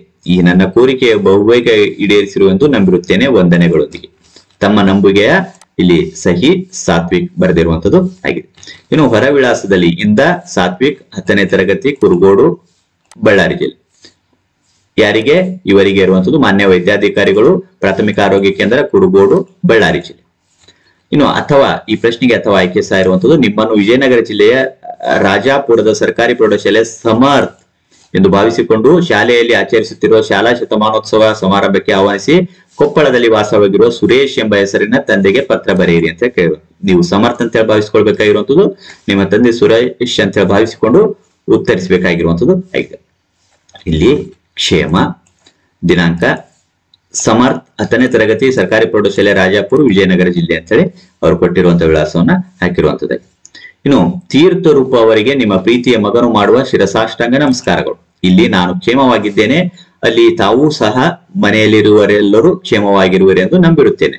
ನಾನು ಚೆನ್ನಾಗಿ ವ್ಯಾಸಂಗ ಮಾಡುತ್ತಿದ್ದೇನೆ. ಈ ಬಾರಿಯ ಪರೀಕ್ಷೆಯಲ್ಲಿ ಅತ್ಯುನ್ನತ ದರ್ಜೆಯಲ್ಲಿ ತೇರ್ಗಡೆ ಆಗುತ್ತೇನೆ. ದಿನಾಂಕ 1-3-2025 ನಮ್ಮ ಶಾಲೆಯಲ್ಲಿ ಶಾಲಾ ಶತಮಾನೋತ್ಸವ ಸಮಾರಂಭವನ್ನು ಏರ್ಪಡಿಸಲಾಗಿದೆ. ನಮ್ಮ ಶಾಲೆಯ ಪ್ರಾರಂಭವಾಗಿ 100 ವರ್ಷಗಳು ಕಳೆದಿವೆ. ಇದರ ಸವಿನೆನಪಿಗಾಗಿ ಮಾನ್ಯ ಶಾಸಕರ ಅಧ್ಯಕ್ಷತೆಯಲ್ಲಿ ಶತಮಾನೋತ್ಸವ ಕಾರ್ಯಕ್ರಮವನ್ನು ಏರ್ಪಡಿಸಲಾಗಿದೆ. ಈ ಕಾರ್ಯಕ್ರಮದಲ್ಲಿ ನಮ್ಮ ನಾಡಿನ ಗಣ್ಯ ರಾಜಕಾರಣಿಗಳು, ಸಾಹಿತಿಗಳು ಹಾಗೂ ನಮ್ಮ ಶಾಲೆಯಲ್ಲಿ ಓದಿರುವ ಹಿರಿಯ ವಿದ್ಯಾರ್ಥಿಗಳು ಭಾಗವಹಿಸುತ್ತಾರೆ. ನಮ್ಮ ಶಾಲೆಯಲ್ಲಿ ಓದಿ ಸಾಧನೆಯನ್ನು ಮಾಡಿರುವ ಗಣ್ಯರನ್ನು ಸನ್ಮಾನಿಸಲಾಗುತ್ತದೆ. ಶಾಲೆಯ ಅಭಿವೃದ್ಧಿ ಪಥವನ್ನು ನೆನಪಿಸುವ ವಸ್ತು ಪ್ರದರ್ಶನವನ್ನು ಹಮ್ಮಿಕೊಳ್ಳಲಾಗಿದೆ. ಶಾಲಾ ವಿದ್ಯಾರ್ಥಿಗಳಿಂದ ವಿವಿಧ ಬಗೆಯ ಸಾಂಸ್ಕೃತಿಕ ಕಾರ್ಯಕ್ರಮಗಳನ್ನು ಸಹ ನಡೆಸಿಕೊಡಲಾಗುತ್ತದೆ. ನಾನು ಸಹ ಒಂದು ನಾಟಕದಲ್ಲಿ ಪಾತ್ರವನ್ನು ಮಾಡಿದ್ದೇನೆ. ಈ ಸುಂದರ ಕಾರ್ಯಕ್ರಮದಲ್ಲಿ ತಾವು ಭಾಗವಹಿಸಬೇಕೆಂದು ನನ್ನ ಬಯಕೆ. ಆದ್ದರಿಂದ ತಾವು ಈ ಕಾರ್ಯಕ್ರಮಕ್ಕೆ ಅಮ್ಮನೊಡನೆ ಬರಬೇಕೆಂದು ಕೇಳಿಕೊಳ್ಳುತ್ತೇನೆ. ನಿಮ್ಮ ಬರುವಿಕೆಗಾಗಿ ಕಾಯುತ್ತಿರುತ್ತೇನೆ. ಅಮ್ಮನಿಗೆ ನನ್ನ ನಮಸ್ಕಾರಗಳು ತಿಳಿಸಿ, ಸಹೋದರ ಸಹೋದರಿಯರಿಗೆ ನನ್ನ ವಂದನೆಗಳು ತಿಳಿಸಿ. ಈ ಪತ್ರದಲ್ಲಿ ತಪ್ಪುಗಳಿದ್ದರೆ ಕ್ಷಮೆ ಇರಲಿ. ಯಾವುದಕ್ಕೂ ಈ ಪತ್ರವನ್ನು ಕಂಡ ಕೂಡಲೇ ಮರುಪತ್ರವನ್ನು ಬರೆಯಿರಿ. ವಂದನೆಗಳೊಂದಿಗೆ ಇಂತಿ ನಿಮ್ಮ ಪ್ರೀತಿಯ ಮಗ, ಸಹಿ. ಇಲ್ಲಿ ಸಮರ್ಥ ಹೆಸರು ಹಾಕಿರುವಂತದ್ದಾಗಿದೆ. ಇಲ್ಲಿ ನಾವು ಮಾದರಿಯಾಗಿ ಅಂಶಗಳನ್ನು ತೆಗೆದುಕೊಳ್ತಾ ಇದ್ದೇವೆ. ನೀವು ನಿಮ್ಮದೇ ರೀತಿಯಲ್ಲಿ ಉತ್ತರಿಸಬಹುದಾಗಿರುವಂತದ್ದು. ಹೊರ ವಿಳಾಸದಲ್ಲಿ ಇಂದ ಸಮರ್ಥ 10ನೇ ತರಗತಿ ಸರ್ಕಾರಿ ಪ್ರೌಢಶಾಲೆ ರಾಜಾಪುರ, ವಿಜಯನಗರ. ಇವರಿಗೆ ಶ್ರೀ ಸುರೇಶ್, ಗವಿಮಠ ಬಡಾವಣೆ, ಕೊಪ್ಪಳ ಹೊರ ವಿಳಾಸದಲ್ಲಿ ಹಾಕಿರುವಂತದ್ದಾಗಿದೆ. ಇನ್ನು ಇದಾದ ನಂತರ 15ನೇ ವಿಭಾಗದಲ್ಲಿ ಕೆಳಗಿನ ಯಾವ್ದಾದ್ರು ಒಂದು ವಿಷಯಕ್ಕೆ 15 ವಾಕ್ಯಗಳಿಗೆ ಕಡಿಮೆ ಇಲ್ಲದಂತೆ ಪ್ರಬಂಧ ಬರೆಯಿರಿ ಅಂತ ಕೇಳಿರುವಂತದ್ದು. ಒಂದು ಪ್ರಶ್ನೆ ಇದೆ, 5 ಅಂಕಕ್ಕೆ ಈ ಒಂದು ಪ್ರಬಂಧವನ್ನ ಉತ್ತರಿಸಬೇಕಾಗಿರುವಂತದ್ದು ಆಗಿದೆ. 45ನೇ ಪ್ರಶ್ನೆ, ಭ್ರಷ್ಟಾಚಾರ ನಿರ್ಮೂಲನೆಯಲ್ಲಿ ಯುವಜನತೆ ಪಾತ್ರ ಇರುವಂತದ್ದು ಕೇಳಿದ್ದಾರೆ. ಪೀಠಿಕೆ, ಭ್ರಷ್ಟಾಚಾರವು ರಾಷ್ಟ್ರದ ಪ್ರಗತಿಗೆ ಅಡ್ಡಿ ಬರುವ ಒಂದು ಗಂಭೀರ ಸಮಸ್ಯೆಯಾಗಿದೆ. ಯುವಜನರು ಈ ಸವಾಲನ್ನು ಎದುರಿಸಲು ನೈತಿಕ ಧೈರ್ಯ ಮತ್ತು ನವಚೈತನ್ಯವನ್ನು ಹೊಂದಿದ್ದಾರೆ. ತಂತ್ರಜ್ಞಾನದ ಸಾಕ್ಷರತೆಯಿಂದ ಯುವಕರು ಭ್ರಷ್ಟಾಚಾರದ ವಿರುದ್ಧ ಸಾಮಾಜಿಕ ಮಾಧ್ಯಮಗಳ ಮೂಲಕ ಜಾಗೃತಿ ಮೂಡಿಸಬಹುದು. ಶಿಕ್ಷಣ ವ್ಯವಸ್ಥೆಯಲ್ಲಿ ಸದಾಚಾರದ ಮೌಲ್ಯಗಳನ್ನು ಬೇರೂರಿಸುವುದು ಯುವಜನರ ಹೊಣೆಯಾಗಿದೆ. ಸ್ಥಳೀಯ ಸಮುದಾಯಗಳಲ್ಲಿ ಸತ್ಯನಿಷ್ಠೆಯ ಪ್ರಚಾರ ಮಾಡಿ ಭ್ರಷ್ಟಾಚಾರದ ಪರಿಣಾಮಗಳನ್ನು ವಿವರಿಸಬೇಕು. ಈ ರೀತಿಯಾಗಿ ಪೀಠಿಕೆಯಲ್ಲಿ ಒಂದಿಷ್ಟು ಹಿನ್ನೆಲೆಯ ಅಂಶಗಳನ್ನು ಉತ್ತರಿಸಬೇಕಾಗಿರುವಂತದ್ದಾಗಿರ್ತದೆ. ಇಲ್ಲಿ ನಾವು ಮಾದರಿಯಾಗಿ ತೆಗೆದುಕೊಂಡಿರುವಂತಹ ಅಂಶಗಳನ್ನು ಗಮನಿಸ್ತಾ ಇದ್ದೇವೆ. ನೀವು ಸಹ ಪ್ರಾಕ್ಟೀಸ್ ಮಾಡಿ ಇನ್ನೂ ನಿಮ್ಮದೇ ರೀತಿಯಲ್ಲಿ ಸಹ ಉತ್ತರಿಸಬಹುದು. ಇನ್ನು ವಿಷಯ ನಿರೂಪಣೆ, ಯುವ ಪ್ರತಿನಿಧಿಗಳು ಸರ್ಕಾರಿ ವ್ಯವಸ್ಥೆಗಳಲ್ಲಿ ಪಾರದರ್ಶಕತೆಗಾಗಿ ಒತ್ತಾಯಿಸುವುದು ಅತ್ಯಗತ್ಯ. ಭ್ರಷ್ಟಾಚಾರವನ್ನು ನಿರಾಕರಿಸು ಎಂಬ ಆಂದೋಲನಗಳನ್ನು ಆಯೋಜಿಸಿ ಸಾಮೂಹಿಕ ಜಾಗೃತಿಯನ್ನು ಸೃಷ್ಟಿಸಬಹುದು. ಭ್ರಷ್ಟಾಚಾರದ ವಿರುದ್ಧ ಹೋರಾಡುವ ಸಂಸ್ಥೆಗಳಿಗೆ ಯುವಕರು ಸ್ವಯಂ ಸೇವಕರಾಗಿ ಸೇರಬೇಕು. ಡಿಜಿಟಲ್ ಪ್ಲಾಟ್ಫಾರ್ಮ್ಗಳಲ್ಲಿ ದೂರು ಸಲ್ಲಿಸುವ ಅಪ್ಲಿಕೇಶನ್ಗಳನ್ನು ಬಳಸಿ ಅಕ್ರಮಗಳನ್ನು ಬಹಿರಂಗಪಡಿಸಬಹುದು. ಶಾಲಾ ಕಾಲೇಜುಗಳಲ್ಲಿ ನೈತಿಕ ಶಿಕ್ಷಣವನ್ನು ನೀಡಿ ಭವಿಷ್ಯದ ಪೀಳಿಗೆಯನ್ನು ಸಜ್ಜುಗೊಳಿಸಬೇಕು. ಯುವಜನರು ರಾಜಕೀಯದಲ್ಲಿ ಭಾಗವಹಿಸಿ ಕಾಯ್ದೆಗಳ ಮುಖಾಂತರ ಸುಧಾರಣೆಗಳನ್ನು ತರಬೇಕು. ಸತ್ಯಮೇವ ಜಯತೆ ಎಂಬ ತತ್ವವನ್ನು ಅನುಸರಿಸಿ ಸಣ್ಣ ಸಣ್ಣ ಅಕ್ರಮಗಳನ್ನು ಎದುರಿಸುವ ಸಾಹಸ ಮಾಡಬೇಕು. ಕಲೆ, ಸಾಹಿತ್ಯ ಮತ್ತು ನಾಟಕಗಳ ಮೂಲಕ ಭ್ರಷ್ಟಾಚಾರ ನಿರ್ಮೂಲನೆಯ ಮಹತ್ವವನ್ನು ಜನರಿಗೆ ತಿಳಿಸಿ ಜಾಗೃತಗೊಳಿಸಬೇಕು. ದಾನ ಮತ್ತು ಕೊಡುಗೆಗಳನ್ನು ನಿರಾಕರಿಸಿ ನೈತಿಕವಾಗಿ ಮಾದರಿಯಾಗಬೇಕು. ಯುವಜನತೆ ಸಮಾಜದ ಎಲ್ಲ ವರ್ಗಗಳೊಂದಿಗೆ ಸಹಕರಿಸಿ ಒಕ್ಕೂಟಗಳನ್ನು ರಚಿಸಿ ಹೋರಾಡಬೇಕು. ಭ್ರಷ್ಟಾಚಾರದ ವಿರುದ್ಧ ನ್ಯಾಯಾಲಯಗಳಲ್ಲಿ ದಾವೆಯನ್ನು ಹೂಡಿ ನ್ಯಾಯವಾದ ನಿರ್ಣಯವನ್ನು ಬೇಡಬೇಕು. ಪ್ರಾಮಾಣಿಕತೆಯನ್ನು ಸಾಮಾಜಿಕ ಮನ್ನಣೆಯಾಗಿ ಪರಿಗಣಿಸಬಹುವ ಸಂಸ್ಕೃತಿಯನ್ನು ರೂಪಿಸಬೇಕು. ವ್ಯಕ್ತಿಗತ ಲಾಭಕ್ಕಿಂತ ಸಮಾಜದ ಹಿತವೇ ಪ್ರಾಧಾನ್ಯ ಎನ್ನುವ ಮನೋಭಾವ ಅತ್ಯಗತ್ಯ. ಯುವಕರು ರಾಷ್ಟ್ರೀಯ ಚಳವಳಿಗಳಲ್ಲಿ ಭಾಗವಹಿಸಿ ಒತ್ತಡ ಸೃಷ್ಟಿಸಬೇಕು. ಸರ್ಕಾರಿ ಅಧಿಕಾರಿಗಳೊಂದಿಗೆ ಸಹಕರಿಸಿ ಸುಧಾರಣೆಗಳನ್ನು ಕಾರ್ಯರೂಪಕ್ಕೆ ತರಬೇಕು. ಭ್ರಷ್ಟಾಚಾರವು ಅನಿವಾರ್ಯ ಎಂಬ ಮಾನಸಿಕತೆಯನ್ನು ಮೂಲೋತ್ಪಾಟನೆ ಮಾಡಬೇಕು. ಇನ್ನು ಉಪಸಂಹಾರದಲ್ಲಿ ಪ್ರತಿ ಯುವಕನು ತನ್ನ ಕುಟುಂಬ ಮತ್ತು ಸ್ನೇಹಿತರಲ್ಲಿ ಸದಾಚಾರವನ್ನು ಪ್ರೋತ್ಸಾಹಿಸಬೇಕು. ಸತತ ಸಾಮೂಹಿಕ ಪ್ರಯತ್ನಗಳಿಂದ ಭ್ರಷ್ಟಾಚಾರವನ್ನು ಬೇರು ಸಹಿತ ಕಿತ್ತೊಗೆಯಬಹುದು. ಯುವ ಶಕ್ತಿಯ ನೈತಿಕತೆ ಮತ್ತು ದೃಢ ನಿಶ್ಚಯದಿಂದ ಭ್ರಷ್ಟಾಚಾರ ಮುಕ್ತ ಭಾರತವನ್ನು ನಿರ್ಮಿಸುವತ್ತ ಗಮನ ಹರಿಸಬೇಕು. ಯುವ ಜನತೆಯ ಸಕ್ರಿಯ ಭಾಗವಹಿಸುವಿಕೆ, ತಾಂತ್ರಿಕ ಜ್ಞಾನ ಮತ್ತು ನೈತಿಕ ಬಲವೇ ಭ್ರಷ್ಟಾಚಾರ ವಿರುದ್ಧದ ಯುದ್ಧದಲ್ಲಿ ನಿರ್ಣಾಯಕ ಅಸ್ತ್ರಗಳು. ಸಹನೆ ಮತ್ತು ಸಂಘಟನೆ ಪ್ರಯತ್ನಗಳಿಂದ ಭ್ರಷ್ಟಾಚಾರ ನಿರ್ಮೂಲನೆ ಮಾಡಬಹುದು ಎಂಬುದು ನನ್ನ ಅಭಿಪ್ರಾಯವಾಗಿದೆ. ಈ ರೀತಿಯಾಗಿ ಮಾದರಿಯಾಗಿರುವಂತಹ ಅಂಶವನ್ನು ಗಮನಿಸಿ ನಿಮ್ಮದೇ ರೀತಿಯಲ್ಲಿ ಉತ್ತರಿಸಬಹುದು. ಇನ್ನು ಅಥವಾ ಇರುವಂತದ್ದು ಜ್ಞಾನಾಭಿವೃದ್ಧಿಯಲ್ಲಿ ಗ್ರಂಥಾಲಯಗಳ ಮಹತ್ವ. ಪೀಠಿಕೆಯಲ್ಲಿ ಗ್ರಂಥಾಲಯಗಳು ಜ್ಞಾನಾಭಿವೃದ್ಧಿಯ ಕೇಂದ್ರಗಳಾಗಿವೆ. ಮಾನವನ ಸಮಾಜದ ಅಭಿವೃದ್ಧಿಯಲ್ಲಿ ಗ್ರಂಥಾಲಯಗಳು ಬಹುಮುಖಿ ಪಾತ್ರವನ್ನು ವಹಿಸುತ್ತವೆ. ಗ್ರಂಥಾಲಯಗಳು ವಿವಿಧ ವಿಷಯಗಳ ಪುಸ್ತಕಗಳನ್ನು ಸಂಗ್ರಹಿಸಿ ಓದುಗರಿಗೆ ಲಭ್ಯವಾಗುವ ಜ್ಞಾನಕೋಶವಾಗಿದೆ. ವಿದ್ಯಾರ್ಥಿಗಳು, ಸಂಶೋಧಕರ, ಶಿಕ್ಷಕರ ಮತ್ತು ಸಾಮಾನ್ಯ ಜನರು ತಮ್ಮ ತಮ್ಮ ಜ್ಞಾನವನ್ನು ಹೆಚ್ಚಿಸಿಕೊಳ್ಳಲು ಗ್ರಂಥಾಲಯಗಳನ್ನು ಬಳಸುತ್ತಾರೆ. ಗ್ರಂಥಾಲಯಗಳು ಶಿಸ್ತು ಮತ್ತು ಓದುವ ಅಭ್ಯಾಸವನ್ನು ಬೆಳೆಸುವ ಮೂಲಕ ವ್ಯಕ್ತಿ ವಿಕಾಸನಕ್ಕೆ ಸಹಕಾರಿಯಾಗುತ್ತವೆ. ಇನ್ನು ವಿಷಯ ನಿರೂಪಣೆ. ಜ್ಞಾನಾಭಿವೃದ್ಧಿಯ ಉಗಮ ಸ್ಥಾನವಾಗಿರುವ ಗ್ರಂಥಾಲಯಗಳು ಪ್ರಾಚೀನ ಕಾಲದಿಂದಲೂ ಜನರಿಗೆ ಜ್ಞಾನವನ್ನು ನೀಡುತ್ತಿವೆ. ಗ್ರಂಥಾಲಯಗಳು ಹಲವಾರು ಬಗೆಯ ಪುಸ್ತಕಗಳನ್ನು ಹೊಂದಿರುವುದರಿಂದ ಓದುಗರು ತಮ್ಮ ಆಸಕ್ತಿಯ ವಿಷಯಗಳನ್ನು ಆಯ್ಕೆ ಮಾಡಬಹುದು. ವಿಶೇಷವಾಗಿ ವಿದ್ಯಾರ್ಥಿಗಳಿಗೆ ಗ್ರಂಥಾಲಯಗಳು ಪರೀಕ್ಷಾ ತಯಾರಿಗೆ ಸಹಕಾರಿಯಾಗುತ್ತಿವೆ. ಇತ್ತೀಚಿನ ಸಂಶೋಧನೆಗಳಲ್ಲಿ ಪ್ರಬಂಧಗಳು ಮತ್ತು ವಿಜ್ಞಾನ ಸಂಪತ್ತು ಗ್ರಂಥಾಲಯಗಳಲ್ಲಿ ದೊರೆಯುತ್ತವೆ. ನಾವು ಪುಸ್ತಕಗಳನ್ನು ಓದುವ ಮೂಲಕ ಹೊಸ ಹೊಸ ವಿಚಾರಗಳನ್ನು ಕಲಿಯಬಹುದು. ಗ್ರಂಥಾಲಯಗಳು ಸಾಹಿತ್ಯ, ವಿಜ್ಞಾನ, ಇತಿಹಾಸ, ತಂತ್ರಜ್ಞಾನ ಮುಂತಾದ ವಿಷಯಗಳಲ್ಲಿ ಮಾಹಿತಿಗಳನ್ನು ನೀಡುತ್ತವೆ. ಕೇವಲ ಪಠ್ಯಪುಸ್ತಕಗಳಿಗೆ ಸೀಮಿತವಾಗದೆ ಗ್ರಂಥಾಲಯದಲ್ಲಿ ದೊರೆಯುವ ಇತರ ಪುಸ್ತಕಗಳನ್ನು ಓದಿ ನಮ್ಮ ಜ್ಞಾನವನ್ನು ಹೆಚ್ಚಿಸಿಕೊಳ್ಳಬೇಕು. ಗ್ರಂಥಾಲಯಗಳು ಶಿಕ್ಷಣ ಕ್ಷೇತ್ರದಲ್ಲಿ ಪ್ರಮುಖ ಪಾತ್ರವನ್ನು ವಹಿಸುತ್ತವೆ. ವಿದ್ಯಾಸಂಸ್ಥೆಗಳಲ್ಲಿ ಗ್ರಂಥಾಲಯವನ್ನು ಪ್ರತಿನಿತ್ಯ ಬಳಸುವ ಸಂಸ್ಕೃತಿಯನ್ನು ಬೆಳೆಸಬೇಕು. ಗ್ರಾಮೀಣ ಪ್ರದೇಶಗಳಲ್ಲಿ ಹೆಚ್ಚು ಗ್ರಂಥಾಲಯಗಳನ್ನು ಸ್ಥಾಪಿಸುವ ಮೂಲಕ ಅಲ್ಲಿಯ ವಿದ್ಯಾರ್ಥಿಗಳ ಜ್ಞಾನಾಭಿವೃದ್ಧಿಗೆ ಅವಕಾಶ ಮಾಡಿಕೊಡಬೇಕು. ನಾವು ಡಿಜಿಟಲ್ ಯುಗಕ್ಕೆ ಬಂದಿದ್ದರೂ ಗ್ರಂಥಾಲಯಗಳ ಮಹತ್ವ ಕಡಿಮೆಯಾಗಿಲ್ಲ. ಡಿಜಿಟಲ್ ಗ್ರಂಥಾಲಯಗಳು ಆಧುನಿಕ ಜ್ಞಾನ ಸೇವೆಯನ್ನು ಒದಗಿಸುತ್ತವೆ. ಅಂತರ್ಜಾಲದ ಮೂಲಕ ದೂರಸ್ಥ ಶಿಕ್ಷಣಕ್ಕೂ ಗ್ರಂಥಾಲಯಗಳು ಉಪಯುಕ್ತವಾಗುತ್ತವೆ. ಇನ್ನು ಕೊನೆಯಲ್ಲಿ ಉಪಸಂಹಾರ. ಗ್ರಂಥಾಲಯಗಳನ್ನು ಸದುಪಯೋಗಪಡಿಸಿಕೊಳ್ಳುವುದು ನಮ್ಮ ಕರ್ತವ್ಯ. ಓದುವ ಮತ್ತು ತಿಳಿಯುವ ಪ್ರಕ್ರಿಯೆಯಲ್ಲಿ ಗ್ರಂಥಾಲಯಗಳು ಅತ್ಯವಶ್ಯಕ ಸಾಧನಗಳಾಗಿವೆ. ಜ್ಞಾನವನ್ನು ಬೆಳೆಸುವ ಈ ಜ್ಞಾನ ಮಂದಿರಗಳನ್ನು ಎಲ್ಲರೂ ಸದಾಕಾಲ ಬಳಸಿ ಉಜ್ವಲ ಭವಿಷ್ಯವನ್ನು ನಿರ್ಮಿಸಿಕೊಳ್ಳಬೇಕು ಎನ್ನುವುದು ನನ್ನ ಅಭಿಪ್ರಾಯವಾಗಿದೆ. ಈ ರೀತಿಯಾಗಿ ಇಲ್ಲಿ ಮಾದರಿಯಾಗಿರುವಂತಹ ಉತ್ತರವನ್ನು ನೀವು ಗಮನಿಸಬಹುದು. ನೀವು ನಿಮ್ಮದೇ ರೀತಿಯಲ್ಲಿ ಇನ್ನಷ್ಟು ಪ್ರಾಕ್ಟೀಸ್ ಮಾಡಿ ಪರೀಕ್ಷೆಗೆ ಸಿದ್ಧತೆ ಮಾಡಿಕೊಳ್ಳಬಹುದಾಗಿರುವಂತದ್ದಾಗಿದೆ. ಹೀಗೆ ನಾವು ಈ ಒಂದು ಪ್ರಶ್ನೆ ಪತ್ರಿಕೆಗೆ ಸಂಬಂಧಿಸಿದಂತೆ ಮಾದರಿಯಾಗಿರುವಂತಹ ಉತ್ತರವನ್ನ ನೋಡ್ಕೊಂಡು ಬಂದಿರುವಂತದ್ದಾಗಿದೆ. ಈ ವಿಡಿಯೋ ನಿಮ್ಗೆ ಇಷ್ಟ ಆದಲ್ಲಿ ಲೈಕ್ ಮಾಡಿ. ಇತರ ಒಂದು ಪ್ರಶ್ನೆ ಪತ್ರಿಕೆಗಳು ಅಂದ್ರೆ ಮಾದರಿ ಪ್ರಶ್ನೆ ಪತ್ರಿಕೆ 1, 2ಕ್ಕೆ ಸಂಬಂಧಿಸಿರುವಂತಹ ಉತ್ತರಗಳು ವಿಡಿಯೋಗಳು ವೀಕ್ಷಿಸಿದಲ್ಲಿ ಈ ವಿಡಿಯೋದ ಕೊನೆಯಲ್ಲಿ ಪ್ಲೇ ಲಿಸ್ಟ್ ಇರ್ತದೆ, ಅಲ್ಲಿ ಕ್ಲಿಕ್ ಮಾಡಿ ವೀಕ್ಷಣೆ ಮಾಡಿಕೊಳ್ಳಬಹುದು. ಇತರ ವಿಷಯಗಳಿಗೆ ಸಂಬಂಧಿಸಿದಂತೆ ಇಲಾಖೆಯಿಂದ ಪ್ರಕಟಿಸಿರುವಂತಹ ಮಾದರಿ ಪ್ರಶ್ನೆ ಪತ್ರಿಕೆಗಳು, ಹಿಂದಿನ ವರ್ಷ ನಡೆದ ಪರೀಕ್ಷೆಯ ಪ್ರಶ್ನೆ ಪತ್ರಿಕೆಯ ಮಾದರಿ ಉತ್ತರಗಳ ವಿಡಿಯೋಗಳು ವೀಕ್ಷಿಸಬೇಕಂದಲ್ಲಿ ಈ ವಿಡಿಯೋದ ಕೊನೆಯಲ್ಲಿ ಮತ್ತು ಡಿಸ್ಕ್ರಿಪ್ಷನ್ ಬಾಕ್ಸ್ ನಲ್ಲಿ ಲಿಂಕ್ ಇರ್ತದೆ, ವೀಕ್ಷಣೆ ಮಾಡಿ ಪರೀಕ್ಷೆಗೆ ಸಾಕಷ್ಟು ಸಿದ್ಧತೆ ಮಾಡಿಕೊಳ್ಳಬಹುದು. ಮತ್ತೆ ಮುಂದಿನ ಭಾಗದಲ್ಲಿ ಇನ್ನಷ್ಟು ಮಾಹಿತಿಗಳು ಇಂದಿಗೆ ಭೇಟಿಯಾಗೋಣ. ಅಲ್ಲಿವರೆಗೂ ಇತರ ವಿಡಿಯೋಗಳನ್ನು ವೀಕ್ಷಿಸುತ್ತಾರೆ. ಧನ್ಯವಾದ.